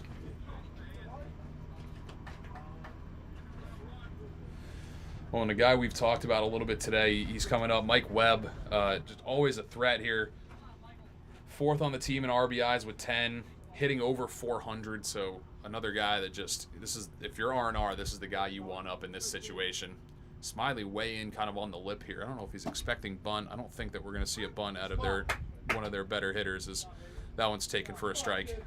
The only way you see a bunt is if he gets way ahead in the count and he doesn't feel like he's confident in picking up the pitch. Maybe just tries to sneak one in, but with the count quickly 0-1, now 1-1, the chances are slim and none. Yeah, I think if you're him, I mean, he's 0 for 1 on the day. He grounded out to second back in the second inning, and then he walked in the fourth. So hasn't really put a ball in play with much authority, but, we've seen the numbers. The numbers don't lie, so he's out here swinging. Mikey Webb, 29 years old, from Rhode Island, leads the team in appearances, games played, and in the top 3 in plate appearances. As a breaking ball misses inside there. Yeah, Mike Webb originally from Rhode Island College and then did his grad year at University of Rhode Island. Guy who ran it up to the low to topped out at the mid-90s, which at Rhode Island College, that's just disgusting numbers. Fits in a little bit more in the 810. He's got battling a little bit of a shoulder problem this year. Heads up. This one's fouled off. Look out! You won't see Mike Webb on the mound anytime soon, as he is just grinding right now with that throwing shoulder. We don't want to put his personal business out there, but he did mention it to us in the pregame interview, so I think all is fair. Yeah, I mean, we saw it at second base. He's had 1 or 2 ground balls hit to him, and he's getting it to first base, but and not that he has to get it there with any authority, but you can kind of see that ball's laced into center field, and that's going to drop down in front of the center fielder, and then it's going to get by Lucido, and that's going to allow a couple of runs here to score. They're going to hold the runner at third base. I thought we might get a second one there, but they pumped the brakes on Daly, and it'll be second and third with still no outs. JJ's not going to be too happy with that one either. That's a ball off the bat he thinks he has a bid on, takes a direct route to it, realizes halfway there he's not going to be able to make the catch, so tries to reposition himself, his speeding to get a throw off to second base, maybe sneak in the force, takes a little bit of a weird hop and then rolls almost to the fence as the R&R runners are off to the races. 1 run in, men on second and third, still nobody out. It is now a 1-run ball game, and they're going to bring the infield in all the way around. Yeah, I mean, that's not super surprising. And yeah, I think that one's tough. The grass is still obviously wet. It never had a chance to evaporate and dry out. So as soon as that ball touched the grass, as that ball misses into the backstop, and that's going to be a run, and the game is now tied. Yeah, just a wild pitch there by Abed. Another one of those, the overthrows that we kind of mentioned earlier, and that allows the runners to advance. So tie game, guy on third, still no outs. But as I was mentioning before, yeah, grass is still very wet. As soon as that thing touched the grass, just took a low skip and went right by Lucido and allowed a full advance. And pitching coach Joe Nicolacci is going to go out. He wants to have a word with Tony Abed and maybe settle him down as things have gotten a little bit out of hand. We still have nobody out in this inning. Mikey Webb is at third base. 2 runs already in. And they're going to have a conversation. They'll probably keep the infield in all the way around, trying to keep it at a tie game. You're hoping for a ground ball right at somebody. Usually with no outs, the runner on third would not be going on contact. But with a guy with the wheels like Mikey Webb has, don't rule it out. Yeah, I mean, especially if that ball touches the grass, all bets are off. As soon as that ball gets a little bit wet skipping through the grass, you can never really predict how a throw ends up coming home. So, yeah, I would probably agree that contact play won't be on until 1 out, especially with the infield in. But, if it happens, we're not going to be blown away either because the game conditions and the field conditions that are kind of leading up to stuff right now. If you're wondering how the infield is playing tonight, it is the opposite of turf. Yeah, every ball dies as soon as it touches the grass, just absolutely murdering the ball. So that's another good point out there where, ball might not get to the infielder as quickly as we anticipate, so they might end up sending Webb on a ground ball. Popped up. This one's going to be a tough play. Infielder was in. This one's going to be caught by Smiley. Fires over to third base, but it's an errant throw. It's going to get all the way to the out-of-play bounce. Mikey Castillo barehands it, throws it wildly over towards us, and the go-ahead run is going to score. A great basket catch by Smiley just on the lip of the outfield grass. Fires over to Mikey Castillo, but it takes him off the bag, goes all the way to the chain link fence. Mikey Castillo closes the gap quickly with his speed, barehands it, fires it to Ferreira, but it's over his head. And Mikey Webb will touch home to make the score 4-3. R&R Construction takes the lead. Yeah, I mean, so let's slow that play down and we'll break it out. First of all, incredible catch by Smiley. Infield is completely in. Borges didn't have a play because it was directly behind him. At least with Smiley, he had a better angle to approach it. A fantastic catch there, so we'll start with that.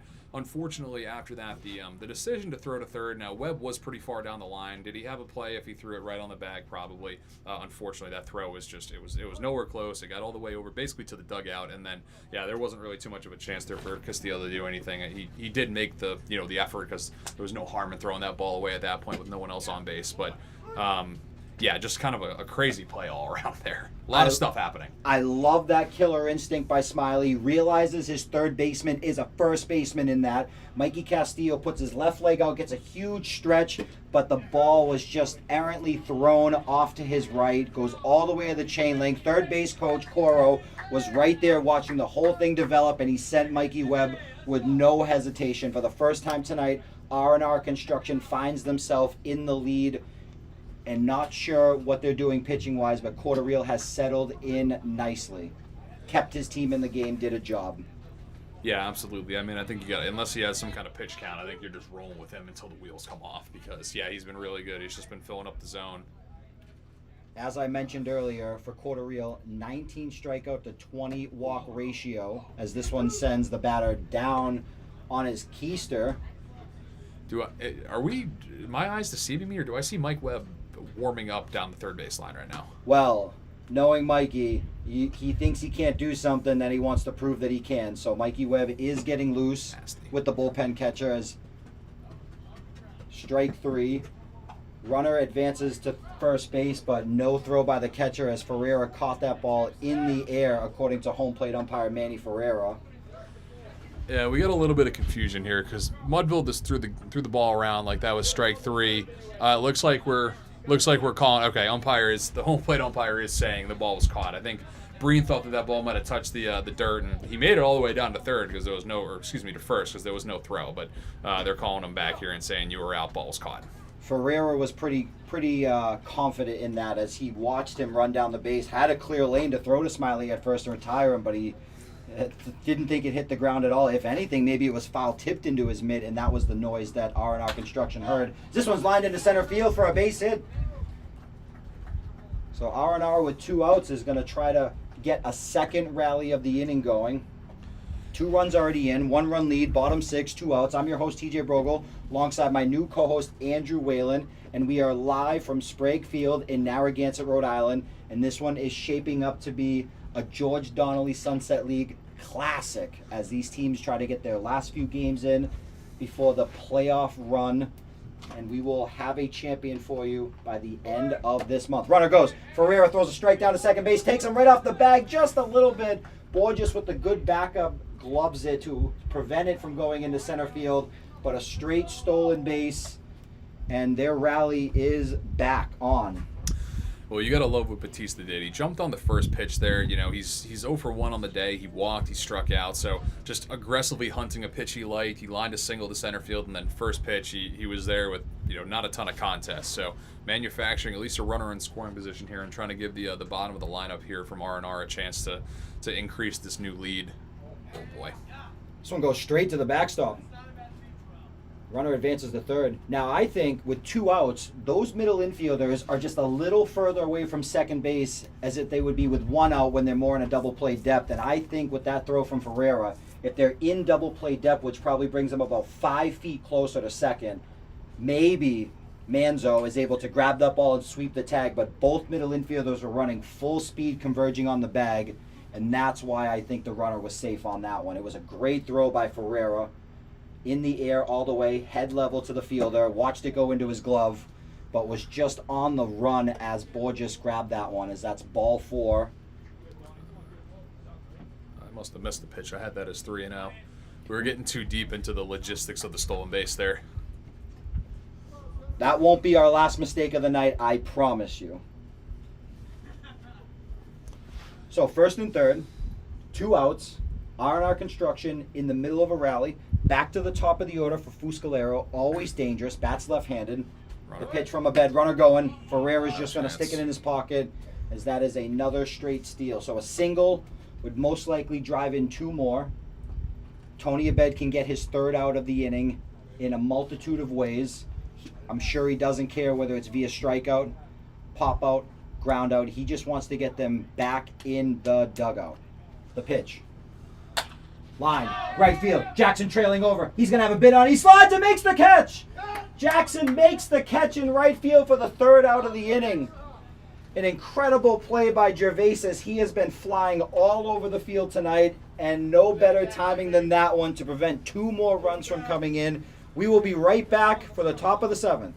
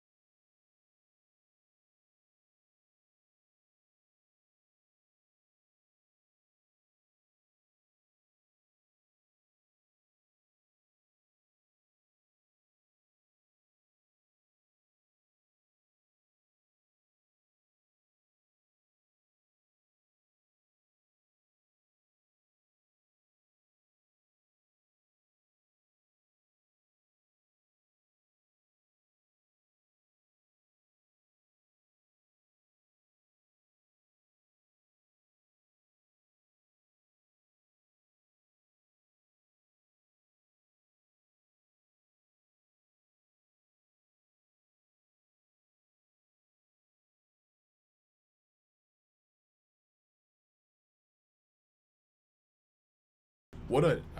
we'll see. Welcome back to Sprague Field in Narragansett, Rhode Island, as Tyler Courier leads off for Mudville this inning. Mudville, for the first time, comes to bat, trailing by a run. They've led this whole game. And TC looks at ball 1 from Corderreal. The pitch. Inside for a ball 2. I mean, he's right around it. The first pitch I thought was closer. That one, it looked like it did back him up a little bit, so a little inside, but still it was right around the zone. So you got to love that. Line drive, right at the shortstop. Takes a step back, makes a great play, throws a strike over to Coro at first base for the 1st out of the inning. I think he got robbed on a hit there. Yeah, I mean, he squared that ball up pretty good. It handcuffed Rivera really bad. He got lucky that he kind of kept that one clean because, he fielded that really awkwardly. So, yeah, I guess a good job there for him to field it off kind of a weird in-between hop, not a long hop, but not a short hop on a squared-up ball. And then, plenty of time now that once he had the actual ball to get it across. Not an easy play, to say the least, as this one misses high up over Jackson's head. Jackson's having a great night in the field. Tagged the ball hard in one at-bat. Now finds himself trying to flip this lineup, get a man on for Ferreira, who waits on deck as they trail by 1. The pitch. Jackson represents the great college of LaSalle, the Newport campus. I don't know if I knew that, actually. LaSalle has a Newport campus? I could be wrong, but I'm pretty sure I'm right on this one. We'll have to talk to him after the game for some clarification, but he does represent the great school of LaSalle, college baseball player, highly educated, and just a great guy overall. But when it comes to baseball, none as dangerous as him at the plate. He's having a breakout season. Ground ball. This one's going to get eaten up by the grass. He's going to be running hard all the way. Mikey Webb fields it, throws to Coro at first base for the 2nd out. That ball was stung and just died and left a little trail of water behind it, unfortunately, as He grounds out for the second out of the inning. Yeah, I don't know if I've just been playing too much softball where it's full infield dirt, but like tonight the ball is just getting absolutely crushed off the grass. Like this is the wetness from the rain that we had a little bit before the game is just it's crazy how much the ball is dying. Like you said, like that ball should have been to Webb on like a 2-hop, and instead he had to basically come field it off of the grass. The opposite of turf. Yeah. You'd think that being in an area where there's so much precipitation and winter weather and stuff, they might do more turf fields around here so people can actually like utilize fields. Money. We were lucky enough to call a game at North Providence High School just a couple short weeks ago where the infield is turf, but the outfield is grass. What do you think about that? I mean, it's better than nothing, I guess. The outfield usually can handle water a little bit better, all, with the grass absorbing it, I guess, compared to like an all dirt infield. But I don't know. I feel like I'm just an all or nothing kind of guy, I think. Yeah, I don't know. I feel like, changing if you're like an infielder and you're running from, turf to grass, that can maybe throw you off. I don't know. I mean, I was never an infielder. I was a PO. So don't have a great handle on that, but I think I'd probably do all or nothing. Perhaps North Providence is just looking to save a little money and they have future plans to do the outfield and turf. I personally like the setup there.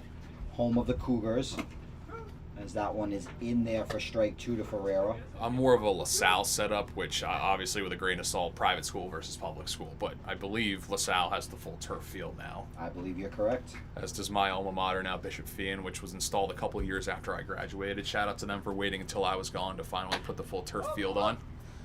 A lot of foul territory here. I lost the view, TJ. Was that in play and he just didn't get there, or was it out of play? No, it was out of play, but maybe if it's in the air just a little longer, he can settle himself against the fence and reach over. But the fact he was going full speed into the fence, had to put the brakes on as he approached it, just out of his reach a little bit.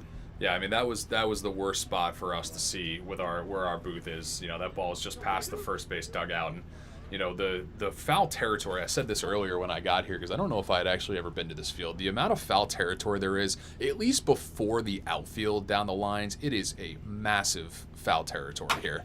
So a lot of room, where that ball I figured might have a chance to stay in play. Yeah, down towards the Mudville bullpen on the first base side. R&R Construction on the third base side tonight. We got a good battle here for Ferrer. He's fouling off some tough pitches, and that one is also going to be another foul ball. That one was a more competitive foul ball, though. Missed the line by a couple of feet.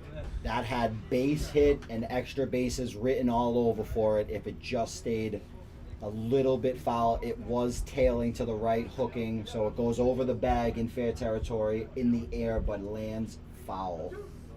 That one was right over the first baseman's head, but I think everyone knew off the bat, except for us, that it was going to be foul.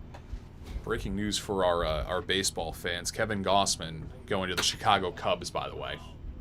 That's a huge update from the MLB trade deadline. We'll be back with more news on that as Ferreira lines out to the second baseman to end the inning. We'll be right back. 4-3, R&R Construction on top.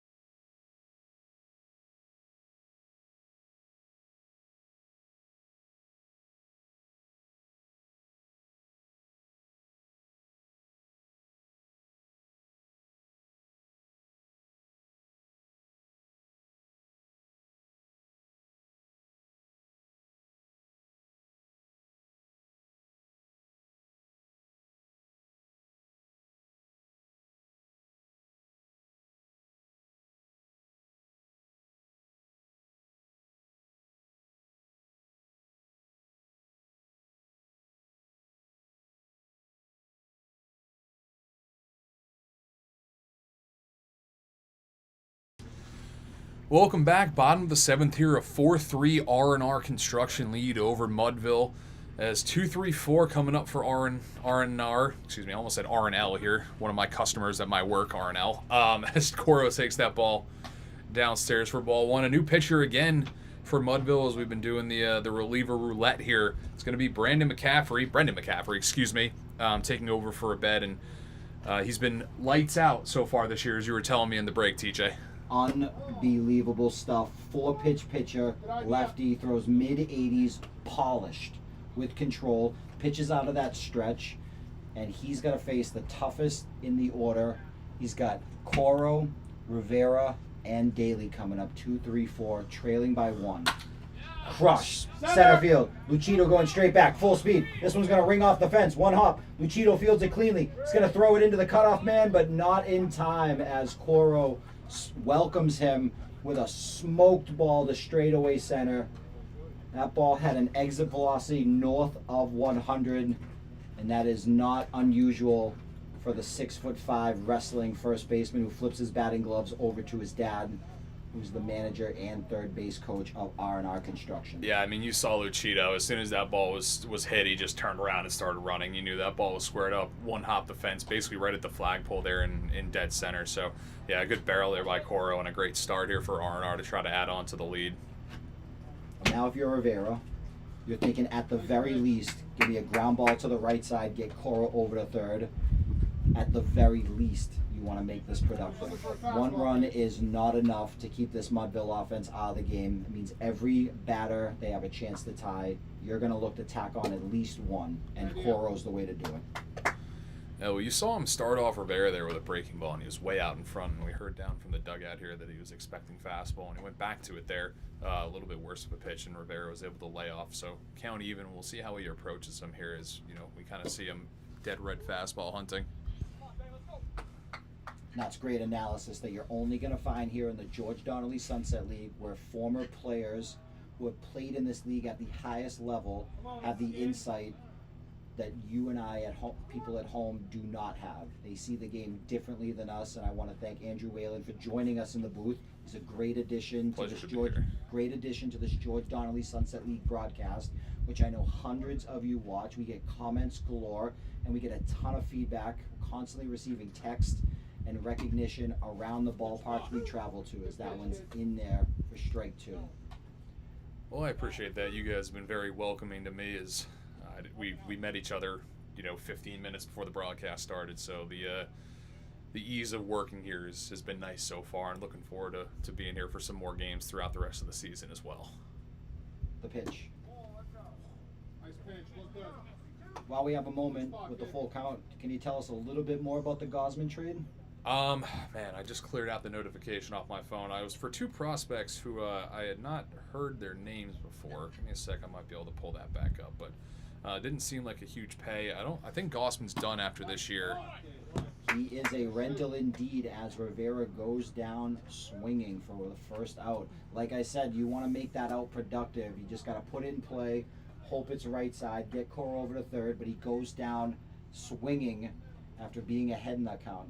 Rivera's been a little bit cold at the plate lately. We've seen him crush some balls and put up big numbers, but as of late, just scuffling a little bit. Had a few strikeouts Friday night at Cardines in a 10-9 win. Was able to close out the game on the mound, but not able to get Coro over to third.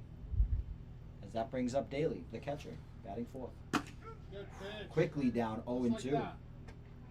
Got some good pop of the catcher's glove there as McCaffrey is filling up the zone, and yeah, with a little bit of a vengeance, I guess, was trying to think of the best word there, but yeah. Well, he certainly didn't lose confidence in his fastball after the first one was roped for a leadoff double over the center fielder's head, just rearing back, pounding the zone with it.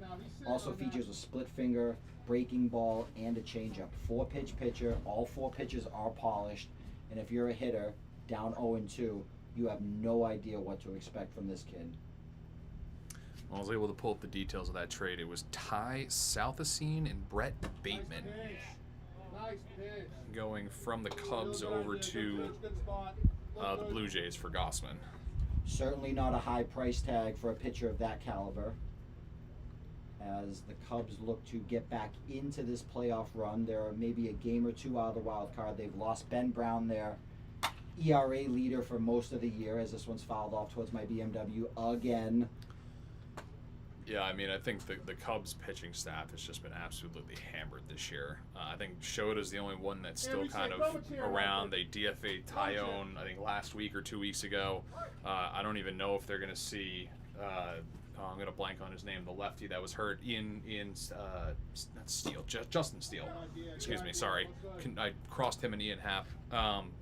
So, yeah, I mean, you got to go out if you're trying to compete, which I just watched, actually. I'm a Yankee fan, just watched them lose to the Yankees today. Yeah, they needed some pitching help for sure. I saw Caballero was 2 for 3 today with a couple of RBIs, perhaps breaking out of his slump as he tries to. Oh, that one hits him. That one gets him on the elbow guard. That's why you wear them. But Caballero competing with Volpe for that starting shortstop position. Caballero can play the outfield, which does get him into the lineup a little bit more. But it is a true battle to keep him in the starting 9 right now. Perhaps the last couple games are a little bit of a step in the right direction for him. Well, we'll see, because they acquired Luis Garcia after the game as well, who we figure would slot in maybe at second base. This year he's been a primary first baseman, but the Yankees already have Rice and the Rice and Goldschmidt split. Maybe they move one of them to DH for the time being, but then, do you ever get Giancarlo Stanton back? And if you do, then how do you approach it? Because he's a DH only, obviously. So, yeah, interesting. I'm curious. I feel like they're going to try Garcia at second and probably move Jazz back to third, which wasn't exactly his strong suit in 2024. So I'm curious as a Yankee fan to see how that happens. But you acquired the guy with the third best slugging percentage in the league. So at this point, the Yankees' anemic offense, I was pretty cool with that. And they'll figure out the defense. Got to do something. Can't stay stagnant. All the other teams around them are loading up. People are peaking at the right time as we enter the MLB trade deadline. But back to the action here. Mikey Webb finds himself swinging and missing at the 1-1 to bring the count to 1-2. 1 out, 2 runners on, 1-run ball game. I'm your host, TJ BROGLE, alongside with my new co-host, Andrew WHALEN. And we hope you're enjoying the broadcast. This is the George Donnelly Sunset League. Right now we're at Sprague Field in Narragansett. One of our, 4 or 5 locations that the games take place in here? I've counted at least 4 on the schedule. Maybe there's more that I'm not aware of. Well, you can find us at Cardines. That's where we prefer Obviously. to play. You can find us at Sprague Field. You can find us at North Providence High School. You can also find us at Cranston West, I believe. That's correct. You got it. That was where we were supposed to be, I think, yesterday, and then the game got moved. I guess that was today's game that obviously got changed locations as well, if it was. The weather is unpredictable in New England. We also share a field with the Newport Gulls. They will take priority over us. So getting moved around just a little bit. We were lucky to get this one in as the skies opened up on us pregame, kept the players in the dugout for an extra 30 minutes. First pitch came in at 7:25. Yeah, it was a little bit of a sketchy drive here as soon as I got off the highway, as that one's popped up on the infield. It's an infield fly, so runners will stay where they are. But yeah, as we were driving in here, I mean, as soon as I got off the highway, it started raining, and I looked at my radar and I said, that's not good. You could see it was just one line of showers, so I was curious if it was gonna, get the field in poor enough shape that they were gonna have to cancel. But actually, I think it did a pretty good job just wetting the infield down. It seemed like, talking to the guys pregame, that it was still in decent shape, and I think it might have even helped the batter's box kind of firm up the dirt there, a little bit. We are very lucky that the mound was covered. Good spot. Looks good. 2 on, 2 outs, 1-1 ball game. Lights shining bright on Sprague Field. Fans as far as the eye can see. They've come and gotten a good one, as this one misses up and in. If by fans you mean that John Deere tractor down the third base line, then yes, absolutely. No, I'm sure there's some people I just can't see kind of around. Oh yeah, I leaned out. Oh, there's some people in the bleachers. Very nice. I was sitting too far back in the box that I couldn't actually see them. Relaxed and keeping it casual. Elevated gas. And I'm talking about the pitch, not me in the box up here. We don't want to blow this place out. It's You were making burrito jokes earlier. We had a lighter in here. This place might go up. That's right. And Check you went. swing. He did go, says home plate umpire. Manny Ferreira does not need to appeal to the umpire, who is slightly out of position for that call. Maybe Manny's the best one to make that call. R&R Construction not happy with that one. But from where I'm sitting, it looked like he went. Yeah, objectively, that was a swing for sure. I don't think he contested it at all either. Fastball misses high. Bring the count full, so the runners will be moving on the pitch. Gives Coro just a little bit of a head start if a base hit was to unfold here. Yeah, I mean, you think he's scoring on a hit regardless, but now that kind of just guarantees it at this point. And, you know, you never know if the ball's extra base hit-esque, then it should get the runner from first in as well. In there for strike three, says home plate umpire Manny Ferreira, to limit it to no runs scored. McCaffrey gets in a little bit of a jam, pitches around a leadoff double. They strand Coro there, and we'll be right back in a one-run ball game.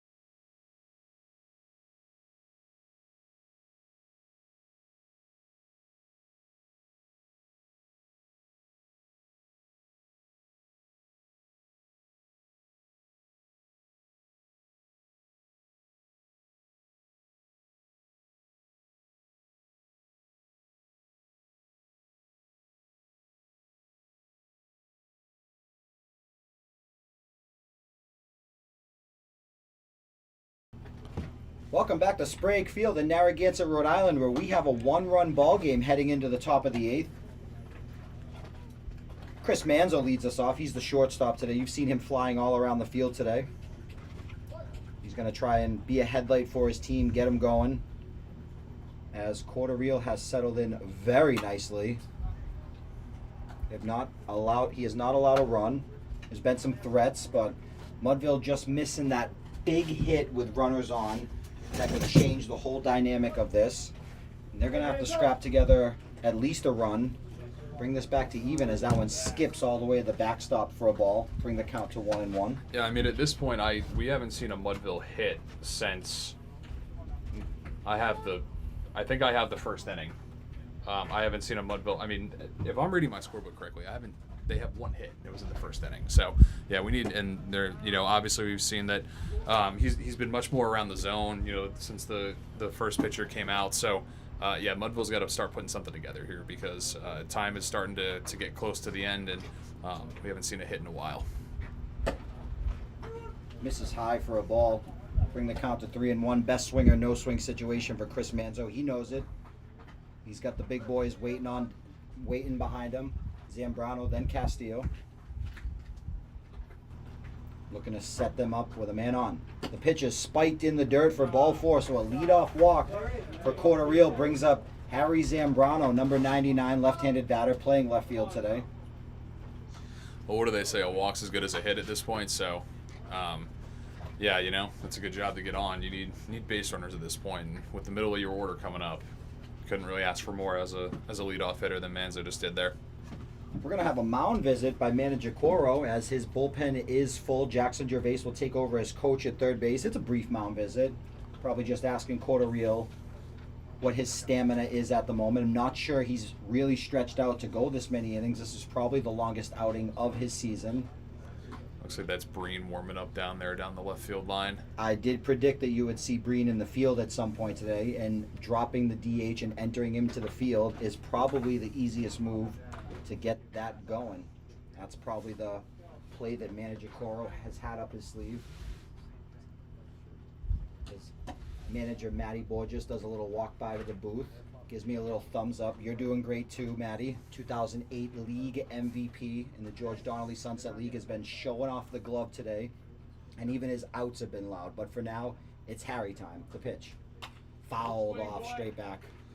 How many cobwebs do you think Matt has on that MVP trophy from 2008? I've seen it. It's polished. Oh, that's it's not front surprising. and center in his living room, which is loaded with artifacts from every league he's played in.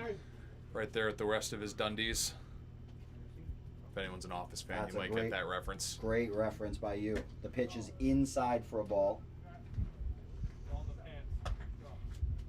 Let's see some fireworks out of Harry Zambrano here. I haven't seen Harry play in 7 years, and all I've heard is that him in his tight pants and get a hold of one. So I'm ready to see Harry let it loose and let it eat. He's got the count for it. Just missed it.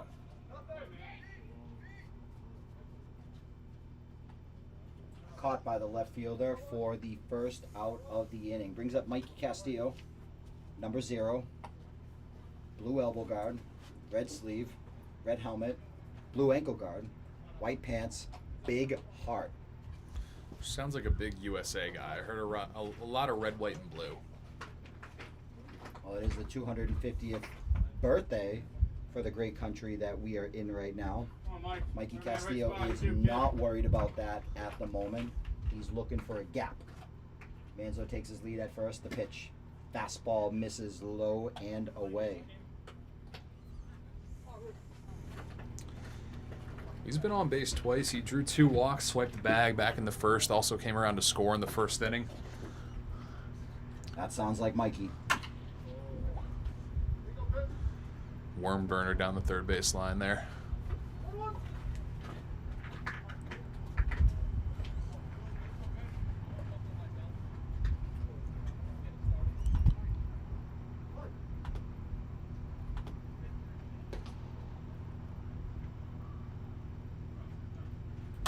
Popped up. Left side. Shortstop going out. Third baseman going out. Shortstop calls for it.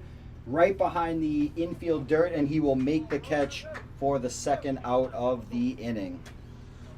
TJ, I think that was the first ball that went above the lights that I actually tracked all the way, and I didn't lose. I don't know if it's just me and I need to go to my ophthalmologist or what, but I haven't been able to track a single ball above the lights until that one. Well, there's a slight layer of fog setting in. It is a humid day. So, there's your out. Foggy night. Take it.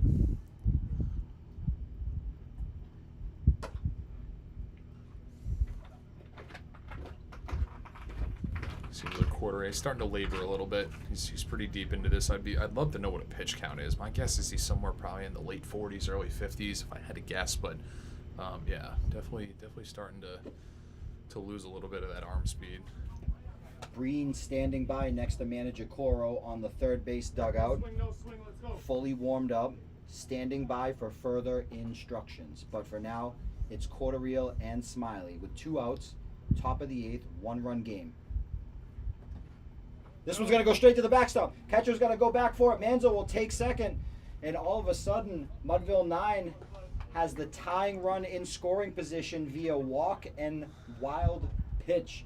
Corderreal gives a look over to his dugout as manager Coro and Breen still have a long discussion over there. Smiley finds himself in a 3-0 count. Runner on second, as I said. Jackson Gervais coaching third. Corderreal comes set, leg kicks, and delivers. This one's going to go to the backstop as well. Ball 4. Manzo will take third. Smiley will trot to first as that chain dangles nice from his neck. He'll take off all his gear. And Coro's going to come out. We're going to have a pitching change here at Sprague. We'll be right back to tell you more about Breen.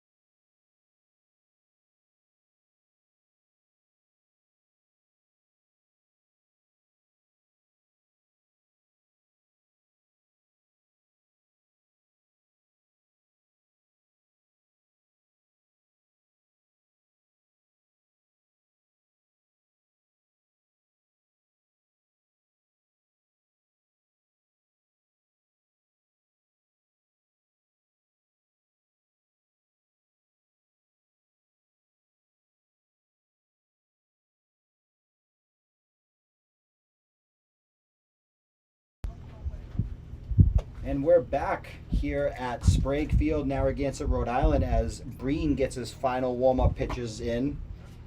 He's the DH, so he'll enter the field, take over on the mound. Manager Coro going to his third pitcher of the night, as his starting pitcher gave him 3. Cordereel was able to keep this Mudville offense at bay, but just running into a little bit of a jam as the pitching count rises.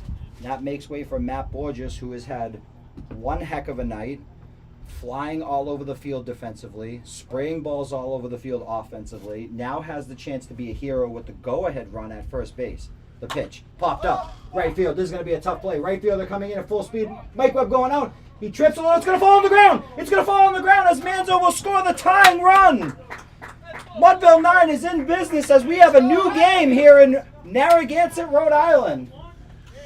Right fielder was coming in full speed. Mikey Webb going out full speed. Mikey Webb had a bid on it, but then kind of caught a lip in the dirt, lost his footing a little bit, tried to recover with a basket-style catch, misses his glove by about 6 inches, and this game is tied. That's a rude welcoming back to the field for Cordereel there. Comes out of the game with the pitcher, and the first ball put into play, or first pitch, after the game resumes, is put right back in. And, Webb, that's probably not his ball. I know he was there, and he almost got a handle on it, but that's probably got to be Cordereel's ball. Well, that's a ball that Mikey Webb will tell you that he makes 99 out of 100 times, but I agree with you, that is not his ball. Showing off the wild range that he has, able to get underneath it, try to pick it up in that lighting that you have mentioned. It's tough to pick up when the ball goes over the lights. Manager Matt Borges threw his bat in disgust. Little did he know that ball was going to land. He'd find himself on, and we'd have a tie ball game with 2 outs in the 8th. Breen got the fly ball he needed to get his team back in up, but his defense just let him down as this one's hit to left center field. Center fielder drifting over, calls for it, makes the catch. Threat extinguished, but damage done. We have a new ball game here, Andrew. Oh boy, here we go. We'll be right back for the bottom of the 8th at Sprague in Narragansett.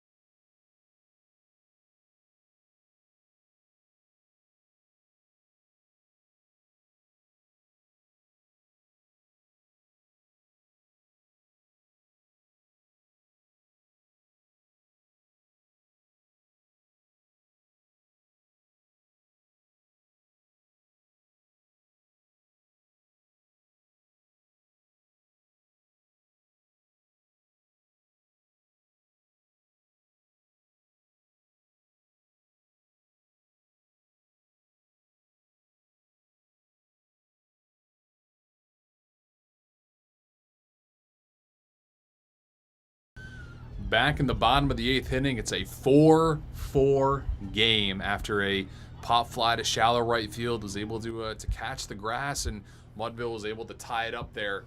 So we head to the bottom of the 8th. Brand new ball game. I can't believe what I just saw.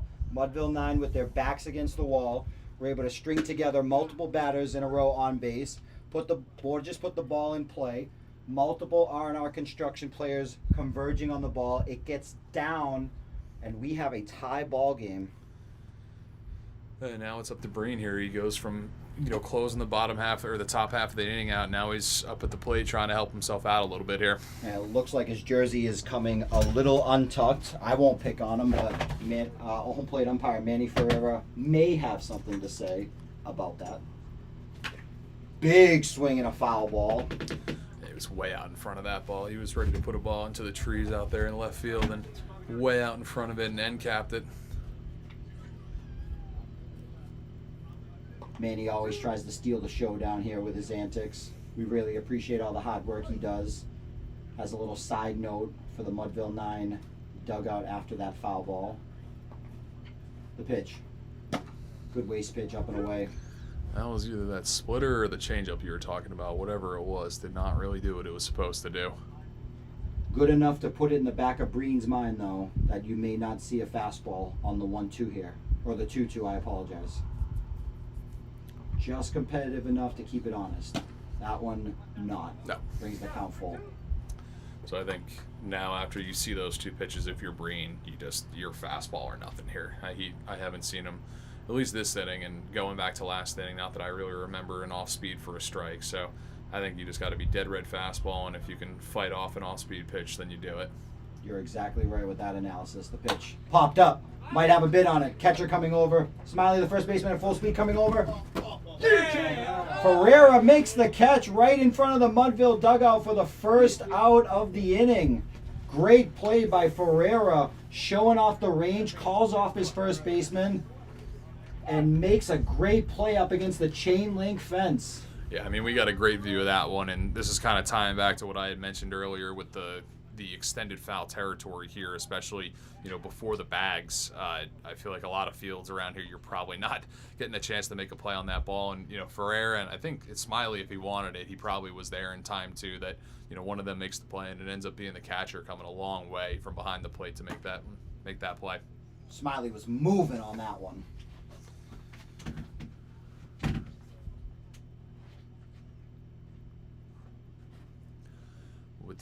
Batista's been left on base twice today. He's gotten on his last 2 times, and I think one of these times he's just dying to actually get driven in by someone. So see if he can do a job here and keep doing what he's doing, getting on base, and give his team a chance to bring him in as the go-ahead run.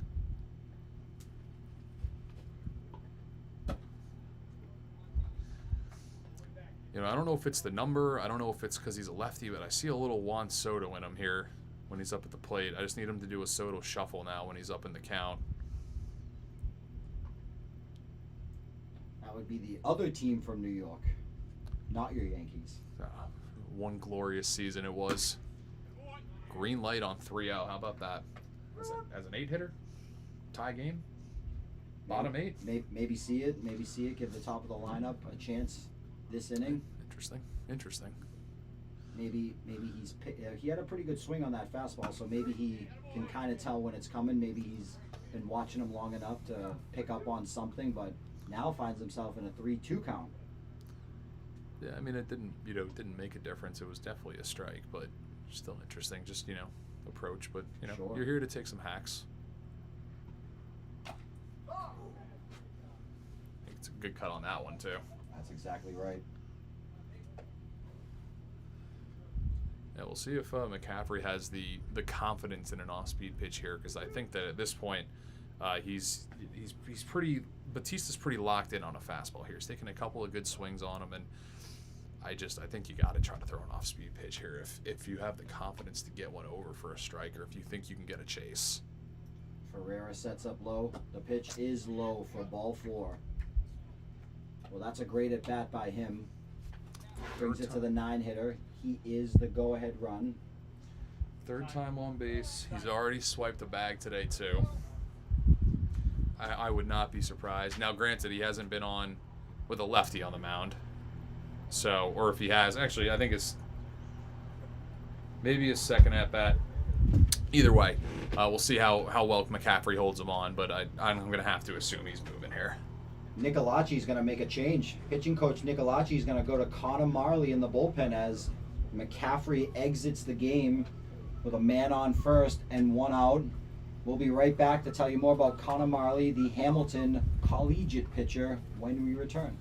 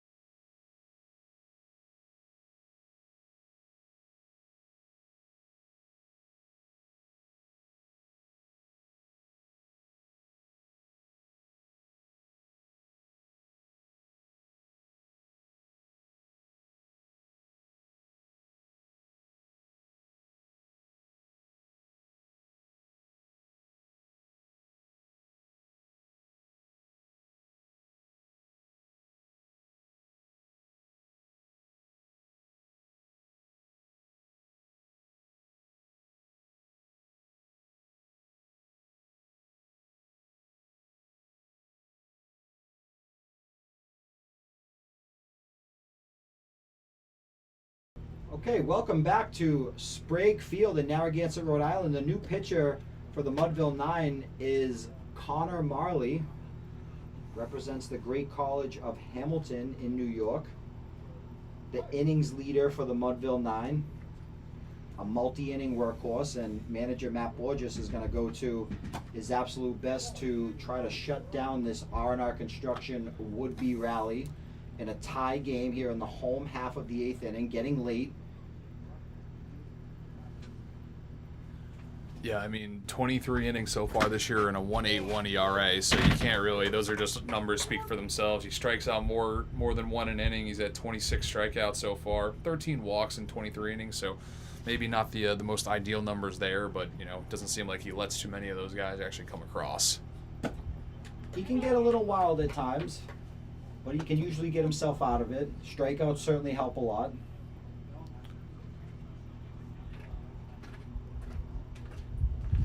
Features a great cutter, breaking ball, multiple fastballs. This one's popped up. Right side, Smiley's going to be under it. Makes the catch, drifts back towards the bag, but the runner is standing on it. And that's the second out of the inning. Yeah, he got in on pretty good there. Just a jam shot that basically made it right 90 feet over to first base, and easy play there for Smiley. Oh, big out there is, you know, that just flipped it around to the top of the order. So the fact that you're not getting it with two guys on base is about as good as you could have gotten there. Leave the R&R Construction lineup right where it is. If I'm Marley, I do not want Coro up with a man in scoring position. Runner goes. Ferreira snaps down to second base. It's a great throw. Throws to the Manzo. And they get him caught stealing at second base. Leaves Fuscalaro in the box. As Mudville gets out of the mini jam, we head to the 9th. Sprague Field, Narragansett, Rhode Island.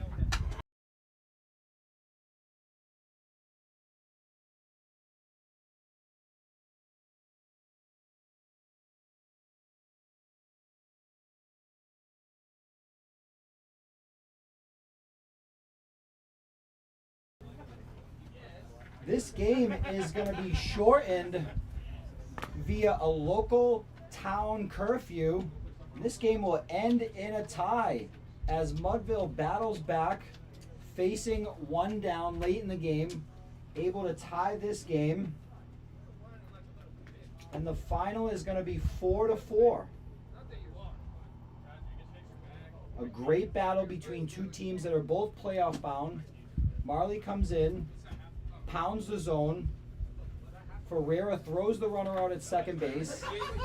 And this game is going to end 4-4. This George Donnelly Sunset League broadcast has been brought to you by Sitting Bull Tattoo, located at 136 Thames Street in Newport, Rhode Island. You've got a story, so why hide it? At Sitting Bull Tattoo, you can turn your ideas into bold custom ink that looks incredible today and for years to come. Whether you're getting your first tattoo or adding to your collection, Dave takes the time to bring your vision to life. Clean lines, vivid detail, and a look that's unmistakably you. Hit up Dave at Sitting Bull Tattoo this week and book your appointment. Sitting Bull Tattoo, where your story takes shape. This game is also brought to you in part by Dovetail Bats. Contact Mudville 9 manager Matty Borges for the hardest wood in the game. Big league pop without a big league price. Rise above. Now, Andrew, if you don't mind, I'm going to put you on the spot just a little bit. Oh boy. We lately have been nominating player of the game. So, because this is your first night, because I respect you gratefully, I would like you to dive into your fancy book of stats. Tell me, in your opinion, who you believe deserves player of the game today in this 4-4 tie here at Sprague and Narragansett. Yeah, I mean, I think this is pretty easy for me. I'm going to have to go Moose on the mound. I mean, 4 innings, no runs, 1 hit. I don't think he had allowed another base runner besides the hit, 5 strikeouts. I think that one's pretty easy. You know, no crazy offensive performances stand out to me. So I think that he took the ball and, ran through 4 innings. So I'm going to have to go with Moose. Congratulations to Moose Markasalt, the Mudville 9 starting pitcher, who had unbelievable stuff today, departed this game with a 3-0 lead. Moose, you are our player of the game. Great job. Congrats, Moose. Congrats to the Moose. Well, we want to welcome Andrew Whalen to the George Donnelly Sunset League broadcast booth. We hope this is the start of something big for him in his return to the announcing booth. I'm your host, TJ BROGLE. Thank you so much for joining us. I don't think we really have anything else to cover. We got the player of the game. You guys were entertained by 2 highly talented teams going at it right to the end. Connor Marley comes in, shuts the door on R&R Construction, and we have George Donnelly Sunset League games every single day this week. Playoffs are right around the corner, so make sure you're subscribed to the page, share the streams, screen record your favorite plays, share them to your social media, or maybe just send them to a friend that loves baseball and would appreciate the great product that we're putting out here with these highly talented collegiate level ball players from all around the northeast part of the United States. Andrew, I want to thank you. Thank you, TJ. Appreciate it. It was a pleasure meeting you, the first of many games that I predict we will do together. I want to thank everybody who put this production together, Matt Borges, Andrew Whalen, and TJ BROGLE. We are signing off, and we will see you soon. Thank you very much for tuning in. Have a great night, everybody.